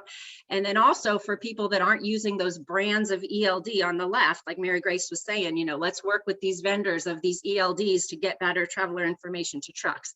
Drivewise has done that. And they have two products today. They have their way station bypass service, which I think was really their bread and butter and how they kind of got into trucks. And now they're adding to it with these smart roadway products. And these alerts that I'm going to talk to you about are part of that suite of smart roadway products. Next slide. All right, so what happens? INRIX issues two different kinds of alerts. The first one is dangerous slowdowns, and we don't use that word at DOT, but that's the name of the INRIX product. So I told her that's your word, you can use that. We don't use that, but INRIX calls it a dangerous slowdown alert. And what happens is when there's a difference of 35 miles an hour between the speed of the truck and the speed of traffic downstream, that's when you get that alert. So if you're going 70 and the traffic ahead is going 35, you're going to get a warning popped up in the cab of your truck that says sudden slowdown ahead, proceed with caution. And that alert is issued 2 miles before you get to the slowdown. Similarly, there's a congestion alert, which isn't quite as, alarming. It's a little one step down, and it looks at the travel time. And when the difference in travel time between the current travel time and free flow is greater than 3 minutes, you get the second message, congestion ahead, proceed with caution. So those are the two types of alerts that we're producing. Go ahead, Joanna. And so again, to kind of sum it all up, we define the corridors. Drivewise listens to INRIX to be told when there's one of those kinds of conditions. Drivewise pops the alert onto the electronic logging device in the truck, and that's how the process happens. On the end of the chain there, we get some analytics so we can start looking, because I'll tell you, we've been doing this since last May. Goodness, what's that? Almost 10 months. We've been doing this for 10 months, and people keep saying, oh, how's it working? What's it doing? How is it? I'm like, we're doing it. Don't really have any, results yet, but we know it's good. I mean, inherently, we know it's good. Just like Ryan's product earlier. Of course, it's good to tell people where bridges are low. Of course, it's good to tell trucks that traffic is slow ahead of them. But let's look at some of the analytics that Drivewise provides. Next slide. So the first thing that we got is a dashboard, and it's a dashboard. I kind of slice and dice it some days. It just kind of tells you where and when we got the alerts. We've just topped about 50,000 alerts last week, I believe. So we've issued 50,000 alerts. You can look at them by time of day, whatever attribute you'd like to look at. You can also see that heat map at the bottom that shows you where the alerts are. And actually, it's not on here, but one of the things I had Drivewise add to this dashboard for me is alerts per mile, because not all corridors are created equal, right? We have a 100-mile stretch from Raleigh to the beach, but there's almost no alerts on that stretch whatsoever. But then we have an 11-mile stretch in the middle of the state, and there's quite a few alerts. So I've kind of normalized it, and I like to look at alerts per mile to just get a sense of where we're doing the most frequent alerting. Go ahead, Joanna. All right, so I'm going to give you 2 use cases that we've recently had to kind of show you, again, like, is this working? Is this effective? So 2 Fridays ago, March 4th, we had a bridge strike, funny enough. I just looked it up while you were talking to see if it was a posted bridge, and it's not a posted bridge. So I think, I don't know, I found this on the internet, but if that's the case, maybe somebody's bucket was up as they were going under the bridge, but that's the only picture I could find of the crash, because we didn't have somebody with their cell phone, sending us video. So anyway, somebody hit a bridge that carried I-95, right? So 421 goes under, I-95 goes over. Someone on 421 hit the girder of the I-95 bridge. So we had to close the bridge. And my boss said, hey, it's like, I guess it must have been the Monday after. He said, hey, did people get Drivewise alerts for that bridge strike on 95? I'm like, oh, great question. So I was able to go back and put my slider on March 4th from 2 p.m. to 8 p.m. And I saw that, in fact, 40 Drivewise alerts were issued. So 40, times there were notifications telling people, hey, traffic is slow ahead or traffic is stopped ahead. So that's cool for that. And now I'm going to take a 1-minute commercial break. I still have 10 minutes left. So go ahead, next slide, Joanna. I want to kind of share some really cool stuff with you. And this has nothing to do with truck traveler information, but I know you're my peeps and you'll understand how exciting this is. So in that same crash, we also had a chance to use our new drones that we have on our safety service patrol. So this is a case where we didn't have a camera. And so we sent our service patrol patrols 95. They responded, and you can see the drone in the middle picture. So they put up their drone, and then we were able to see the scene, right? So that's cool enough. That I would just put that up because that's cool, but it gets even cooler. because we then were able to share the video with our signal systems folks, and they were in there retiming the signal so that traffic would flow off the interstate. You know, they could look at the cross street and the interstate ramp, and they were watching the video from the service patrol drone to change the signal timing in real time.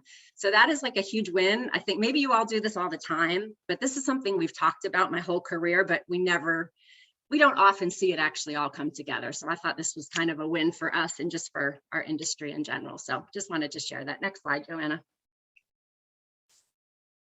Okay, so again, we've issued 50,000 alerts to date. We saw it work warning people of this crash on I-95, but what is the benefit cost? And so what my boss wants to do is he wants us to show that there's a good benefit cost return on this investment. And then he wants to use big interstate work zone projects to fund this project going forward. So if we could take the $250,000 and spread it out between 3 or 4 big work zones across the state, we could, you know, fund this going forward. So he's challenged us to say, quantify what is the benefit cost.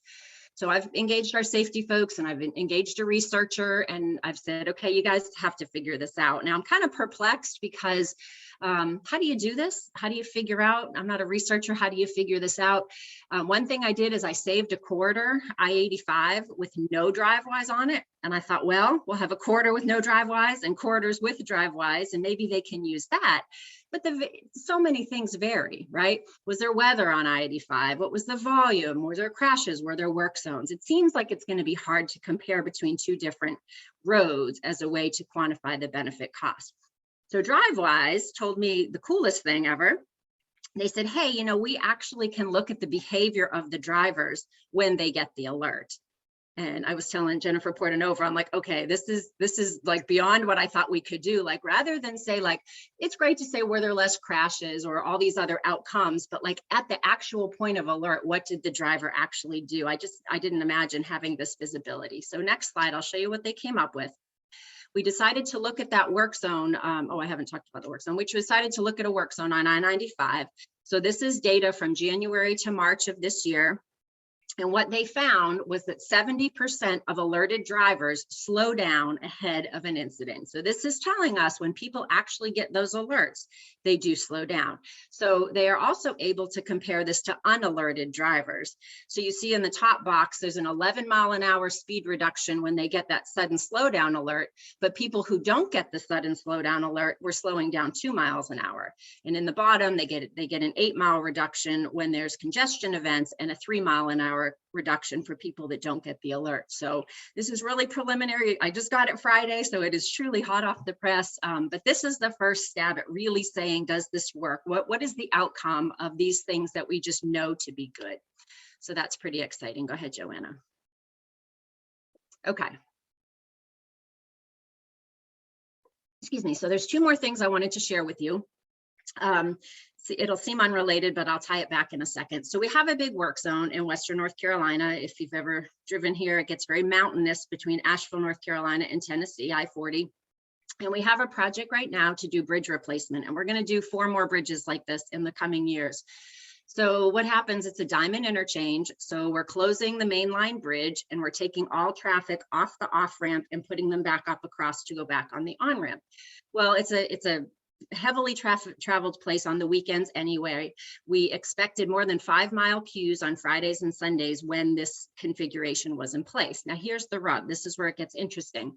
If you're approaching that purple circle and you start to back up, if you're like me, you look at the exits and you think, I bet I could get off there and I bet I could work my way around. I don't want to sit, right? I'd rather be moving than just sitting.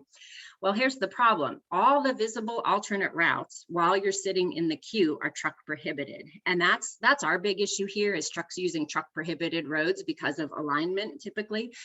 So we're like, wait a minute, we already have people getting off on these roads when there's a small crash and a small delay. Now, when we have these huge queues, these truckers are going to be just going into these mountain roads. They're going to be getting stuck. We're going to have it's bad on a normal day. So it's going to be even worse during this big work zone. So the challenge is that the exit that you have to take for a good truck route is about 40 miles before the work zone. So you see Asheville. If you get to Asheville, you can take I-26 up to I-81 and come back into Tennessee. But that's 40 miles before the work zone. So the question is, how do we tell people, hey, we're serious here. There's a work zone ahead and we really want you to listen and we really want you to take this detour, especially you trucks, because once you get past Asheville, that's the point of no return. You can't go anywhere else. You're going to sit in this queue. So with all that said, next slide. When we signed the contract with Drivewise, there was a little clause that said the agency may also issue occasional safety alerts using Drivewise. And I was like, occasional safety alerts. So I talked to Drivewise and I said, hey, we have this work zone, we have this suggested alternate route, and we really need to get it to trucks. How does this work? And sometimes when you think something is going to be easy and it's hard, or something's going to be hard and it's easy, this was one of the easiest things I've done lately. So they said, sure. They said, tell me the location, tell me the preferred title of your message, tell me the preferred body of your message. So we took all the 3 major approaches to the area we're talking about, one of them being in Tennessee. They didn't care, just, these are the places that I want. We came up with a message that just basically says, don't go into the work zone, consider taking this alternate route. I literally emailed them. I gave them a date. The day before I said, hey, the date's going to change. What if it changes over the weekend? They said, here's the person that can handle it, help you over the weekend. It was smooth as silk. This worked so well. A lot of things don't work out like you want. This was better than I expected. So they issued these safety alerts. They're still issuing them today. We actually just checked to make sure that they're not over alerting, that they're not getting, bombarded by this. And Drivewise found that most truckers have gotten these messages 2 or 3 times since November. So we feel like that's probably okay. Next slide. The last thing I'll say about Drivewise, and this has nothing to do with the product that we've bought, but one of my coworkers was at the Operations Academy and he texted me one day and he said, hey, did you know that, I think it was Nevada, did you know that Nevada is getting free alerts from Drivewise? And I was like, what do you mean free alerts from Drivewise? I'm paying good money for our alerts. So I reached out to Drivewise and they said, yes, we actually have, static safety alerts that we send to all of our customers. And I said, oh, this is interesting. Tell me more. So because once we figured that out, people were asking me at my DOT, how do they get these locations and how do they know where to alert people? So Drivewise sent me the list, and here's just an excerpt. There's a list of high rollover locations, a list of steep grades, and a list of low grades. And they get the rollovers from us. They get the steep grades and low bridges from other sources. So one of the things we're going to do is we're going to look at the locations that they're alerting for high rollovers and just see if those are the same places that we would alert, or maybe there's a place we're seeing alerts that they're not actually sending out that. So they've been willing to work with us in terms of let's make sure that these static alerts are the best possible use of this resource. And then this is when it all kind of comes together and your brain starts to spin. So Marc Nichols, who you'll hear from in a minute, was talking to us last week, and we started to think about things. And I thought, wait a minute, we have all these trucks getting stuck on mountain roads, and we have this item that's in kind of like the bridge strike thing. And then we have this ELD that's in all these trucks. And I kind of put the pieces together and I said, why aren't we using these Drivewise alerts to tell truckers this road is not for you? Now, it doesn't help if they're using Google or Apple, but for the ones who are actually using Drivewise, we could at least have another sense of saying this. I always say, I want to say bad things will happen if you use this road. I tried to find the video. There's a video, like Mary was saying, of a truck going down a mountain road in North Carolina that was taken from a drone. And you watch that video and you think, oh my goodness, we need to drop everything and fix this issue because, oh, it was bad. You just see it and think people must do this every day. So I really want to think about how do we use these Drivewise alerts once we stop alerting for this work zone? How do we use these alerts to start telling trucks don't go on this road, this is not going to end well for you? So that's kind of the new little exciting thing that's popped up and really ties into all this truck traveler information. Next slide, Joanna. I think that's it. Yes, so that's it. So again, we're using the paid product to provide alerts. We've provided 50,000. We are using, we're thankful for their static alerts. And then also we've used them, an offshoot of the paid alert is to be able to alert them of things approaching the work zone. So those are really our 3 use cases right now for this product. And I think I have a couple minutes for questions.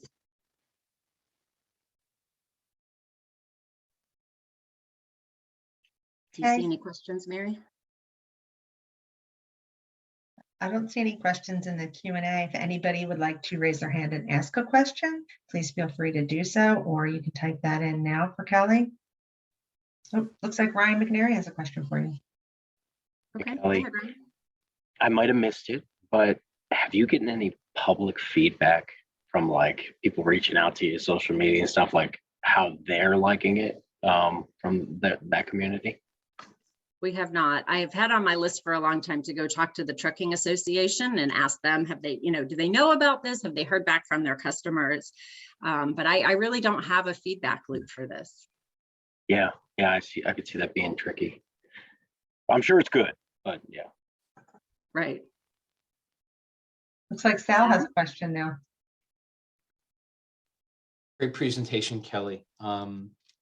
Just in touching with the motor trucking associations, we have a good relationship, of course, with the New Jersey Motor Trucking Association. And prior to the launch of the Drivewise platform here in New Jersey, we reached out to them and they spoke very highly of the coordination and the products from Drivewise. So, of course, as a safety initiative for their constituents, they were appreciative of the launch. So just as a heads up, I have not gotten any feedback from the Motor Trucking Association, but we're doing our own internal review of the quality of the data. Yeah, I didn't show that slide, but we did that too. Like when we first started getting the alerts, we looked at the big work zones and there were alerts leading up to the work zone. So it something to think about this, like how are you going to evaluate the effectiveness? It's kind of like Mary showed with her slide, you have to have some way, because we say, oh, this is great. I hope this is great. Like, how do you know? So something to think about if you do an implementation, how you're going to evaluate the effectiveness. Oh, this is Denise. I think though, to that point, the effectiveness is hard to measure simply because it is a mobility measure. How many accidents did you prevent today by putting that message on the board and somebody took a route and got off and wasn't involved? So Right. again, it is, but the more data you collect, like you've shown, I think the more data is powerful. It is knowledge, and I think that will help promote this even further down the road. So you're right, it is a hard quantity to measure. Right. I think it's so cool that Drivewise can measure both alerted and non-alerted trucks, because you could say to someone, oh, these trucks slowed down by X miles an hour. And someone could say, well, any truck that saw brake lights ahead would slow down by X miles an hour. So I love that they're able to kind of do the with and without analysis. Looks like we have one question from John Lee. Although I'm in Illinois now, a common occurrence when I was in Wyoming is with the mapping apps sending CMV drivers onto impassable secondary roads when the interstate was closed due to weather. Has anyone looked at this issue as part of this overall strategy? Yeah, so that really goes back to what we were saying before. And if you saw Mary's quotes at the beginning, when we started to look at how to work in traveler information, we quickly recognized that Google, Apple, and Waze are not meant for trucks, right? The same things that Mary put on her slide. And Mary's idea was interesting, ask them, could you do trucks? And Google's come to us and said, maybe we're thinking about if it's feasible to do trucks. But I think the other side of the coin is, like I think Mary Grace was saying earlier, how do you figure out who trucks are using? To me, this is still this unknown thing about, I know how to get information to Google, Apple, and Waze, but I don't exactly know who trucks use for navigation. I have a list of ELDs that I keep, and when I find a little tidbit of information, I put something in my table. As many of you have seen my other table for Apple Map and Google, Apple, Waze, and Google, and all the other providers. I'm trying to create a parallel thing for trucks. So if someone says, my Trimble is not correct, this is what we do. Or if somebody says, I was looking at my list earlier, let me see who else. So like if someone says, yeah, my Trimble isn't right, or my trucker path isn't right, or Pro Miles isn't right, I'm starting to get a list of those people and contacts in those companies, but I still don't completely understand the ecosystem of truck navigation. Like I said, there's hardware that you buy, and then there's software that you buy, and and what's the base map and conflation and all these crazy questions. I think, you know, it would be a really interesting thing for someone to take on, is just understanding truck navigation better and getting our hands around that. And I'm sure Mary Grace, you want to chime in on that, so please do.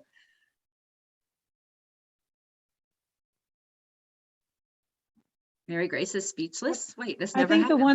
I think the one thing that's really exciting about this and what the Drivewise platform is doing is, you know, it is great to think about getting things into ELDs and those other platforms. But when we start to think about who our truck driving community is, there's this sense that there are these companies that everybody has somebody sitting in a dispatch center. But when you start to look at the larger carriers down to mid-sized carriers to small 5 and less trucks, and then how many owner operators, particularly in this corridor. So I think one of the things that Drivewise has done, and my hat's off to, you know, Mark and Brian and the folks there, is thinking about, you know, this idea that I can download an app, I can get this into my truck. It doesn't matter if I'm an owner operator or the most sophisticated trucking company out there.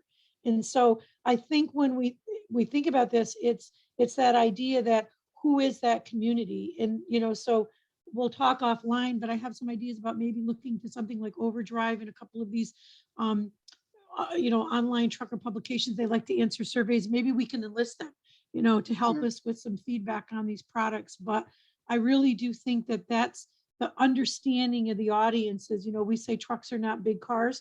Not all trucks are alike. Not all trucking companies are alike. Not all drivers are alike. So, you know, I think what Drivewise has done is, and it's hats off to how they figured out to get into the e-screening world, which is I'm going to figure out who the audience is, and I'm going to build my system from that. And so again, my hat's off to all of you for this. You know, way back, I mentioned Mary with user needs. I was doing a project on ATIS for trucks, and all of the things that trucks told us they wanted, it's taken about 25 years till we're starting to actually give them what they want. So I think we've got some opportunities going forward, and I'm happy to help you, you know, with some outreach to some of those publications and folks. Maybe we can enlist them, and I'm sure Mark has some contacts too. Yep, absolutely. All right, well, I don't want to take the next panelist time, Joanna, so unless you object, I will go ahead. Right, and I think there was one open question, but I think it was about cost, so I just brought the cost slide up, and then we'll move. I'll let you move over and introduce your friends from New Jersey. Okay, very good. Well, I'd like to welcome and get started Sal Cowan, Amy Lopez, and Marc Nichols from New Jersey DOT, INRIX, and Drivewise respectively. And I think Sal, you'll start us off. Good morning, folks. Thanks for the opportunity here. Certainly appreciate the ability to sort of share our experience, you know, using technology to enhance commercial vehicle safety on our road network. It is always about safety. And the technology that we use, it's ever changing, right? And so you need to see what products are out there. And I wanted to give you guys a brief understanding of how we've used technology with our partners at INRIX and Drivewise to be able to do that. So we'll go to the next slide. Ta-da, same slide. So some really, and it never fails. The second I start talking, somebody texts me or they send me a message. It's an ongoing running gag. So some of the simple questions: who are we working with? Of course, Drivewise. And I'm not going to go into repetitive detail. Kelly provided a great amount of detail as far as what they've done. But both Drivewise and INRIX, the relationship that really would not have been available to us were it not for the data marketplace as provided by the Eastern Transportation Coalition. The next slide. So which agencies? If you do business here in the state of New Jersey, we have a home rule state. And so you'll have municipalities that manage their percentage of roadway, counties manage their own percentages of roadways, and then you have the state organization. So of course, there's the New Jersey Department of Transportation, our partners at the New Jersey Turnpike Authority, which manage not just the Turnpike, but the New Jersey Turnpike and the Garden State Parkway. They were merged a number of years ago. And the SJTA, which oversees the Atlantic City Expressway. Next slide. And so I'm a big fan of go ahead and ask. The worst thing that they can say is no. And when we asked how much of our road network we could get covered. We essentially wanted to cover all of the areas where our safety service patrol is currently driving across each and every day. So we've gotten our interstates covered in what we call the northern section of New Jersey. That's our 78, our 80, our 280, 287, and the connection between 440 and Staten Island, as well as our southern interstates, which are, the beasts 295 for almost 76 miles, the ones that cut across the state and the ones that connect to other bridges into and out of New Jersey. The New Jersey Turnpike, of course, all of the property encompassed by the New Jersey Turnpike, including both of their extension roadways, the Pearl Harbor Memorial extension into Pennsylvania and the Newark Bay Hudson County extension into the Holland Tunnel, as well as the westerly alignment and the extension between the main line of the Turnpike and the George Washington Bridge. For those that I know in New York, I heard Assistant Commissioner from New York City DOT on earlier. Pleasure to see you, sir. Our parkways in New Jersey and certain sections do allow trucks. The Garden State Parkway for the 106 miles of the southern portion of the parkway does allow commercial vehicles. So that 106 miles is covered. And the Atlantic City Expressway plus the Brigantine Connector in the southern part of the state, southeastern part of the state, gives us a total of 48 miles. Center line, all in total between the three state partner agencies under which we all report up to in some fashion, either as the commissioner or the chairperson of the board, Diane Gutierrez-Gichetti, about 647 centerline miles. Next slide. So what? You've seen slides before. You saw Kelly's slides. I like hers better. But we're providing information in cab related to real-time slowdowns and congestion alerts to be able to help commercial drivers react before encountering stop traffic or these slowdowns. We've all seen what can happen when a commercial vehicle, a heavy loaded tractor trailer, encounters stop traffic, and it's not pretty, it's dangerous and deadly at certain times. And so the goal here is to give them what Kelly referred to as that VMS in their dashboard, the information that you can give them in real time, as close to as you can get. Next slide. So for the how is it done, I'm going to pass it along to Amy Lopez of INRIX to go into the details. Amy? Thanks, Sal. I appreciate you getting my name right today. So Kelly did a fantastic job of, really talking about the INRIX data and what we're doing. So I'll just give you a real brief summary here.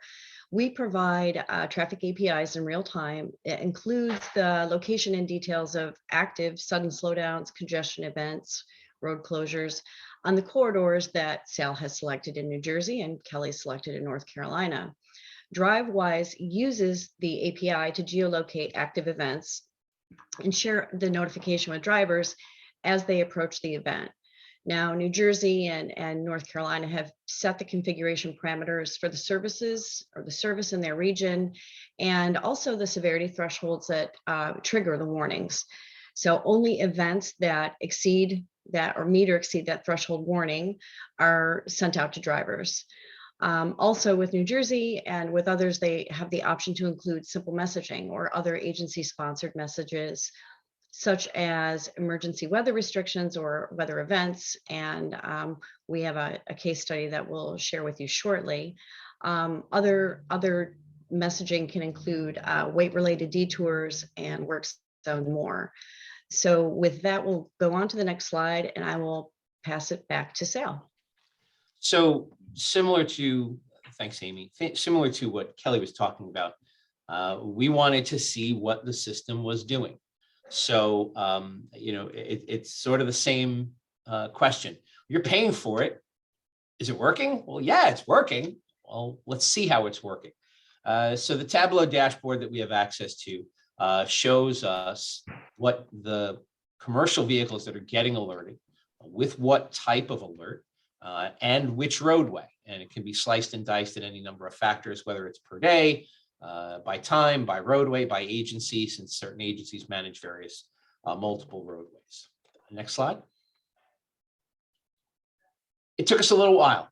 This is going to kind of peel the curtain back a little bit on the COVID pandemic. We had started the conversation just before the pandemic started. Director Nicole Minatoli from Multimodal in the department here and I had gotten some information about the product just prior to the stay-at-home orders and the pandemic efforts. Once things started kind of easing back up a bit, we re-engaged and started looking at how we would be able to do it. Sue Catlett from our team here in Mobility Research and Planning worked through our agreement with the Eastern Transportation Coalition, as well as adding the content to purchase that from the data marketplace. And overall, there were a number of meetings. You always want to meet with your program partners, talk about how it'll work, talk about the roads you're going to cover and what's going to happen, and how it's going to happen. We kind of staged it. So we started off with one of the roadways sections that cover some of our road and also some of our authority partners roads. So the first step was the Atlantic City Expressway up and across our Route 42 and 76, which leads to the Walt Whitman Bridge. The next step was the bigger beast, the New Jersey Turnpike Authority, with its main line and its various roadways leading to the crossings in both Pennsylvania and New York. And then finally, once we had gotten comfortable enough, we enabled all the corridors for the remaining weeks. This timeline actually slid by an extra week. And so, we let the system run, looking at it, talking to each other probably just about every week, seeing how things were working. A couple of things tweaked here and there, and then we put together the release and made the announcement. Next slide. So short term, this kind of goes again towards what Kelly was talking about. We want to make sure that what we're getting is accurate, timely, and valuable to the constituents for which we're paying for it. And so we've provided demo account access to several of our Safety Service Patrol drivers. We've also provided that, Drivewise has also provided that to some of our Turnpike and SJTA partners as well. We've got them set up with sort of a log to be able to see when they got the alerts and where they were and what the conditions were of the roadway when they got them, sort of a field-based ground truth. We're also going to analyze the alerts compared to what we have in our TMC data set. New Jersey DOT is one of the agencies that utilizes the Transcom TREX data entry platform. And so the data that we have in there, if we can cross-reference any of the slowdowns to crashes or other incidents, whether it's construction or not, we certainly want to see how that's lining up. Once we get comfortable with how the system is working, we're looking at our long-term steps. We've got about 300,000 data points in our straight line diagram and in our asset management system. Much of the signage you see, high rollover rates, low bridge, low gear, inclines, things like that. And we'll see if there's any kind of static signage that we may also want to send in cab. As Amy mentioned, there is the ability to send these out as well. Next slide. I think this is where the fun begins, right? So for those of you that are in the southern part of the Eastern Transportation Coalition, I wish I were there for this storm. I was not. I was just about where that purple line is under the P in Philadelphia when we were expecting a major storm. And, we recognize that what we do as state agencies is work to really not only get our roads open, but to get people aware of what's expected. This was the storm where it was expected to have 5 inches of snow an hour up in the New England area, nor'easter type conditions. And so what we wanted to do was we wanted to get as much information out as possible. This is one of those storms where the department actually puts out commercial vehicle travel restrictions. Our commissioner and the colonel of the New Jersey State Police actually just did a social media video describing the reason why. It's not meant to punish drivers. It's meant as a traffic incident management mitigation factor. It's almost a pre-step. The less vehicles that are on the roadway, the better we can clear our roadways. And we've just done the analysis through our partners at NJIT that shows that when there are no restrictions on commercial vehicles, incidents that occur with commercial vehicles often last longer and cause us a greater deal of time to be able to clear them and clear the road of snow and ice. Next slide. So I believe this is going to be handed off to Amy as well to kind of go through how the storm panned out. So on Friday, it was January 28th, Sal gave me a call. It was about 3 o'clock in the afternoon. And I had just gotten off of a call with Marc and some of the folks at Drivewyze, and Sal called, and I said, hey, I got to take this call. It's Sal. When Sal calls, you have to answer. I mean, it's not an option. So he called me at 3 and said, you know, we're expecting this storm, and can you send out emergency alerts in the state of New Jersey to all truckers entering the state that we're going to have road closures? And we said, yeah, absolutely, that's easy. And then he said, well, can you send it out to all states in the Northeast that are going to be impacted by this storm? And we want to keep all trucks possible off of the road. And can you do this regardless of whether they're, a subscriber to the INRIX Drivewise solution or not? So I said yes, and I said, well, let me double check with Marc, and I'll get right back to you. And of course, I called Marc, and Marc said, absolutely. If we can keep trucks off the road and we can potentially save some lives during the storm, let's make it happen. So we also coordinated with Denise at the coalition, and Denise was able to reach out to all of the states and talk to their operations center, letting them know that we're putting out an alert. And Marc coordinated with his team internally. And within about 2 hours from that 3 o'clock phone call, we had notified all 11 states that there were going to be closures. We put out a very simple message, so not to distract drivers, but letting everyone know that their road closures were going to happen. So we set up geofences at the points of entry for each state, and alerted almost 5,000 trucks within that time period. So with that said, I will now hand it over to Marc to tell you the behind the scenes part of the story. Okay, thank you. We certainly appreciate the opportunity to speak to everyone today, and happy St. Patrick's Day. I wore green just for you, Sal, to match. I got a tie on. So there you go, brother. Just a little background about we were talking about North Carolina earlier. I certainly want to thank Kelly for explaining some of the technology that we have with Drivewyze. So thank you, Kelly. I think you explained it better than I could. But I'll give you a little bit more background information on Drivewyze. We are North America's largest connected truck platform network. We have approximately 2.8 million trucks in our systems through our reach, and we call it a reach. Now, not all of these are Drivewyze paying customers, but they can basically download the Drivewyze app to any compatible device and receive the alerts. So again, you don't have to be a paying customer. You can actually download the device, basically the app to your device for the alerts. And this is done through the app. And we talked about electronic logging device. So it's referred to as ELD.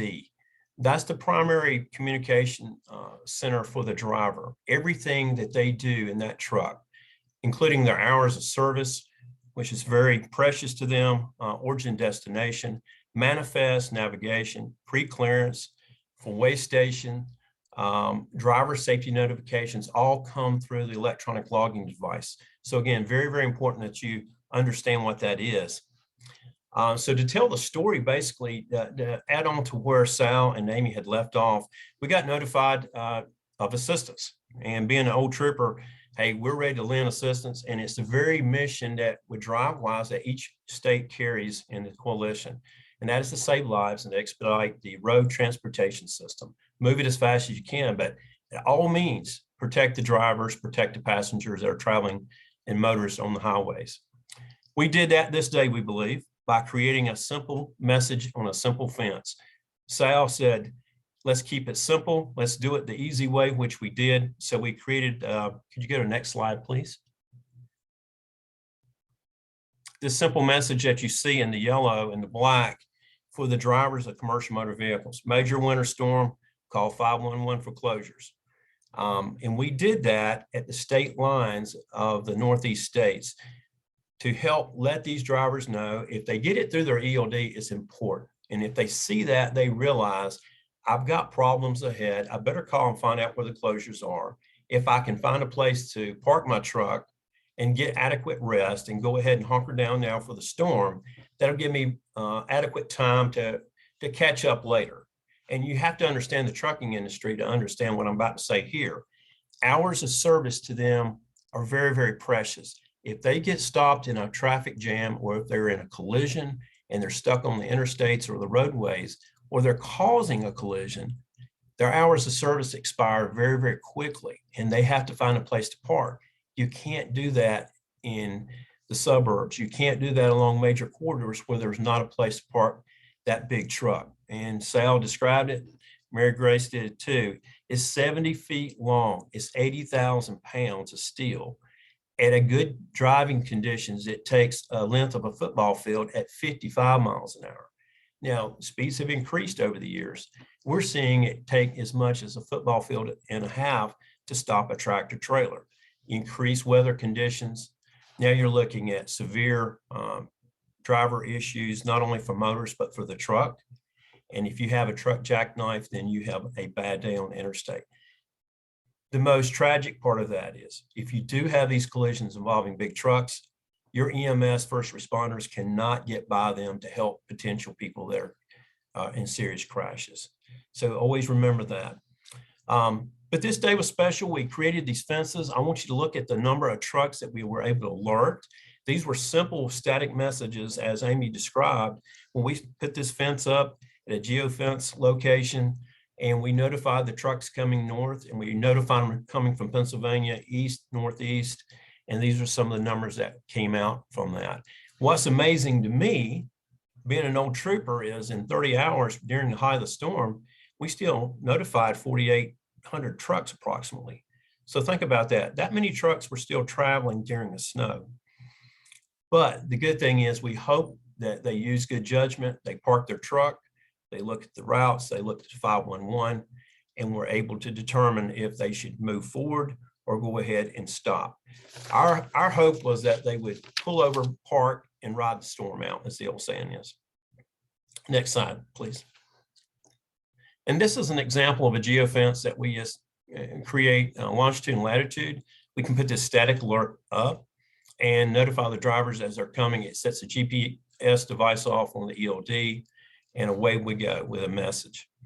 Again, this was what we did. Same situation for the state of Virginia during the big ice storm on I-95. We were able to get messages to drivers in real time and tell them also of emergency location rally points that DOT had set up. There were fuel places that they were running out of fuel. Vehicles have been out there 12, 14 hours. So we're actually notifying them of those locations as well, because we can create a fence very, very quickly. If you look at that, that kind of describes what we were doing with the alerts on this particular storm. Now, if I have a few minutes just to recap and move over, one quick thing I wanted to mention, Mary and Ryan did a great presentation on low strikes on bridges, low bridges. And I just wanted to mention that for Pennsylvania, Ryan and Mary, from your department, we were given 53 low bridge locations that we GPS for your state for free. We had 3,227 alerts given to drivers last month alone. 1,054 were unique vehicles that we were able to provide alerts. So hopefully those trucks didn't hit your bridges in Pennsylvania. That's the service that we try to do to help the states to keep the roads clear, because if a driver hits a bridge, it's a bad day. Not only is it embarrassing, you've tied that whole bridge area up. So I just wanted to mention that. And one more thing, Kelly mentioned about the bridges. We are tying into APIs or data feeds at bridges, tunnels, wherever you would like us. We're already doing that, and it's a great opportunity. Feel free to contact me regarding that. But this, going back to the storm, the power of the message to the driver is important. If they get it through the ELD, they know it's coming from a reliable source, and it's been basically verified by their company who owns the ELD in the truck, and they're getting it from a resource that they refer to as responsible to that driver. So I think we're alerting drivers. You've already seen what we're doing with the sudden slowdown in congestion. Being a trooper that stood in work zones on the side of the roads, we tried everything. We tried AM radios, CB wizards. We did BMS boards.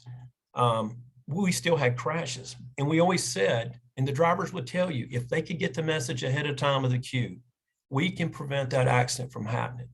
That's what we did.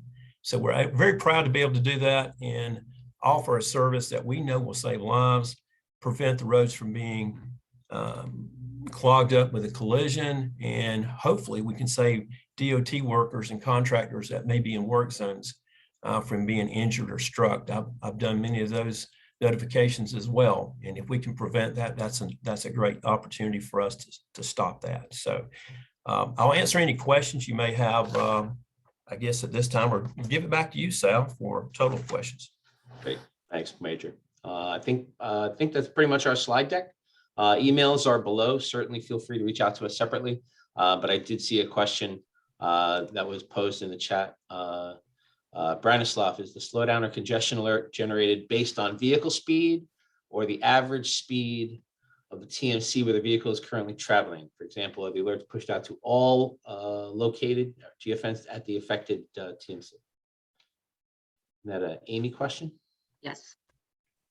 So our slowdowns are determined by a change in delta speed from one segment to the next. So a minimum of 45 miles per hour is what we call internally a dangerous slowdown. What we alert into the ELD is a sudden slowdown, and congestion is the same. It's a change in segment to segment speeds. Okay, thank you, because I misstated that. I've always said it's the speed of the truck versus the speed of the segment. So it's really the speed of the segment versus an adjacent. Okay, thank you for that clarifying question. Any other questions? Hey, just one thing to add, Amy. I'm not going to get off here without telling this one for Kelly, because she's familiar with this in North Carolina. If you're interested in bridge strikes, Google North Carolina bridge strikes. Truck hits a bridge in Durham, North Carolina. There's about 2-hour loops of major crashes with commercial motor vehicles with the whole tops ripped off. And it was trying to tell trucks.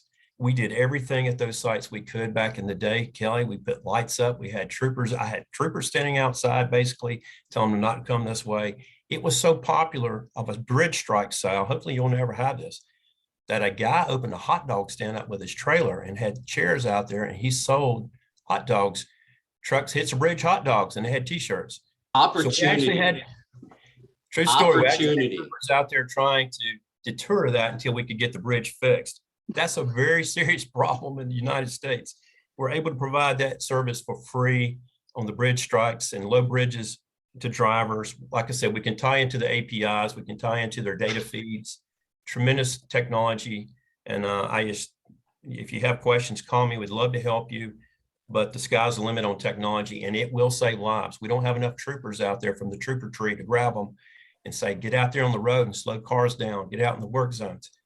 But we've got to use technology, and this has given us a great opportunity to show that we can do these things and that there is a reaction from that driver, and we are changing driver behavior by technology. That's critical. So just wanted to say that, and thank you very much for having me.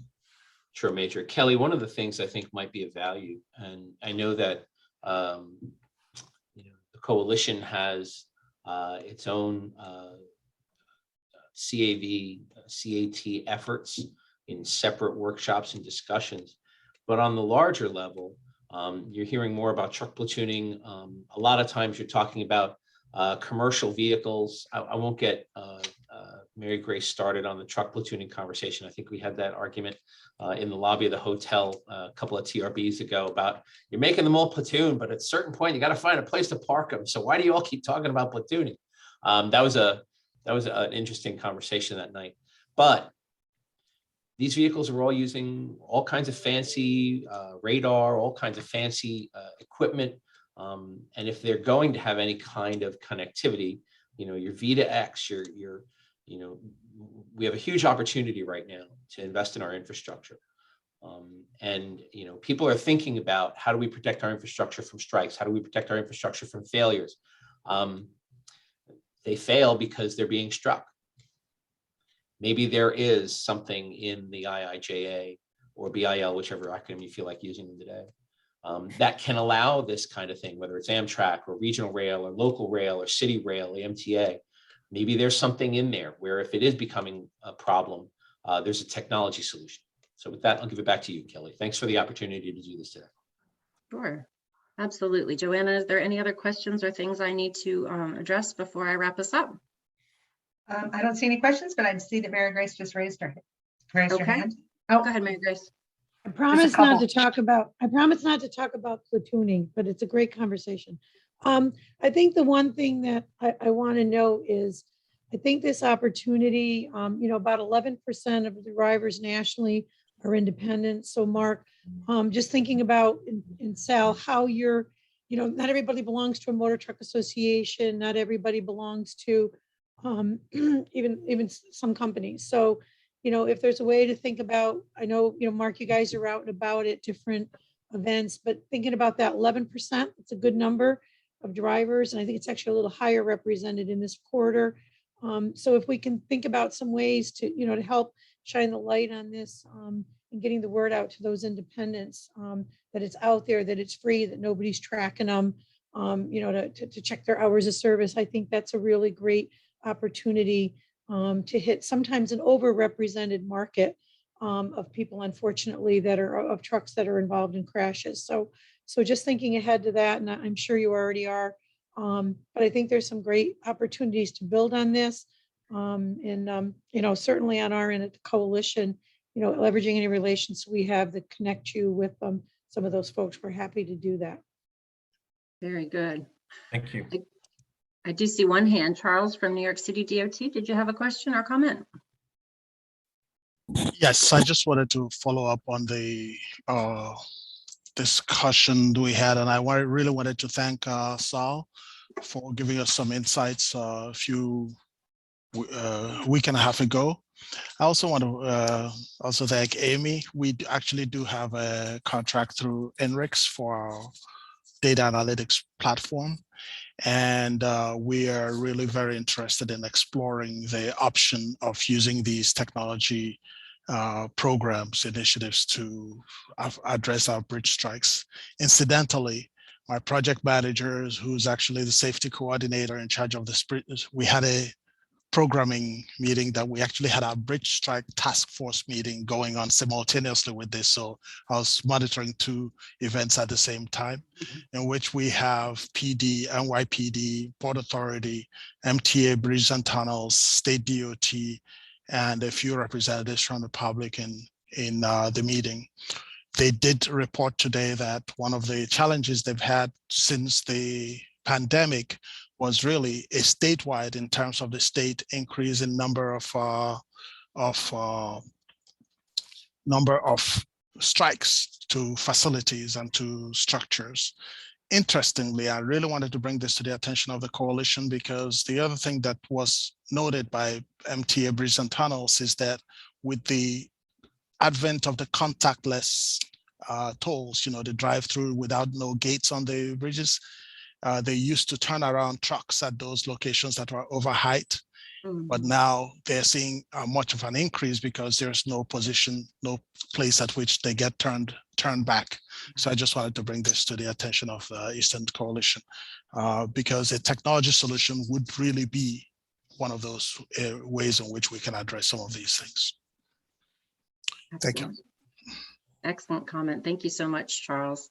Great conversation today. I think we all see that there's so much to be done. There are so many opportunities. If you work with students like I work with students, just keep throwing this stuff at them, right? Guys, there's good stuff. Get involved in navigation, truck navigation, traveler information. The sky's the limit. So thank you for coming together. I think we all have the goal of improving traveler information. So I hope this morning was a step in that process. And I think it was a wonderful partnership between the freight operations track and the traveler information track. So thank you, Mary Grace, for joining us, and your members for joining us. And so we could all talk about these issues together. I want to thank our presenters, Ryan and Mary, John and Sal, and Mark and Amy. And most importantly, we certainly want to thank Mary for her service. I was thinking about Mary during the call, and the words that come to my mind are gracious, sincere, and committed. So Mary, thank you for your service to the coalition, and it's been an honor to work with you, and we wish you all the best. So thank you everyone for joining today, and have a wonderful afternoon. Bye-bye. Thank you. Bye, everyone. Bye, guys. Great job.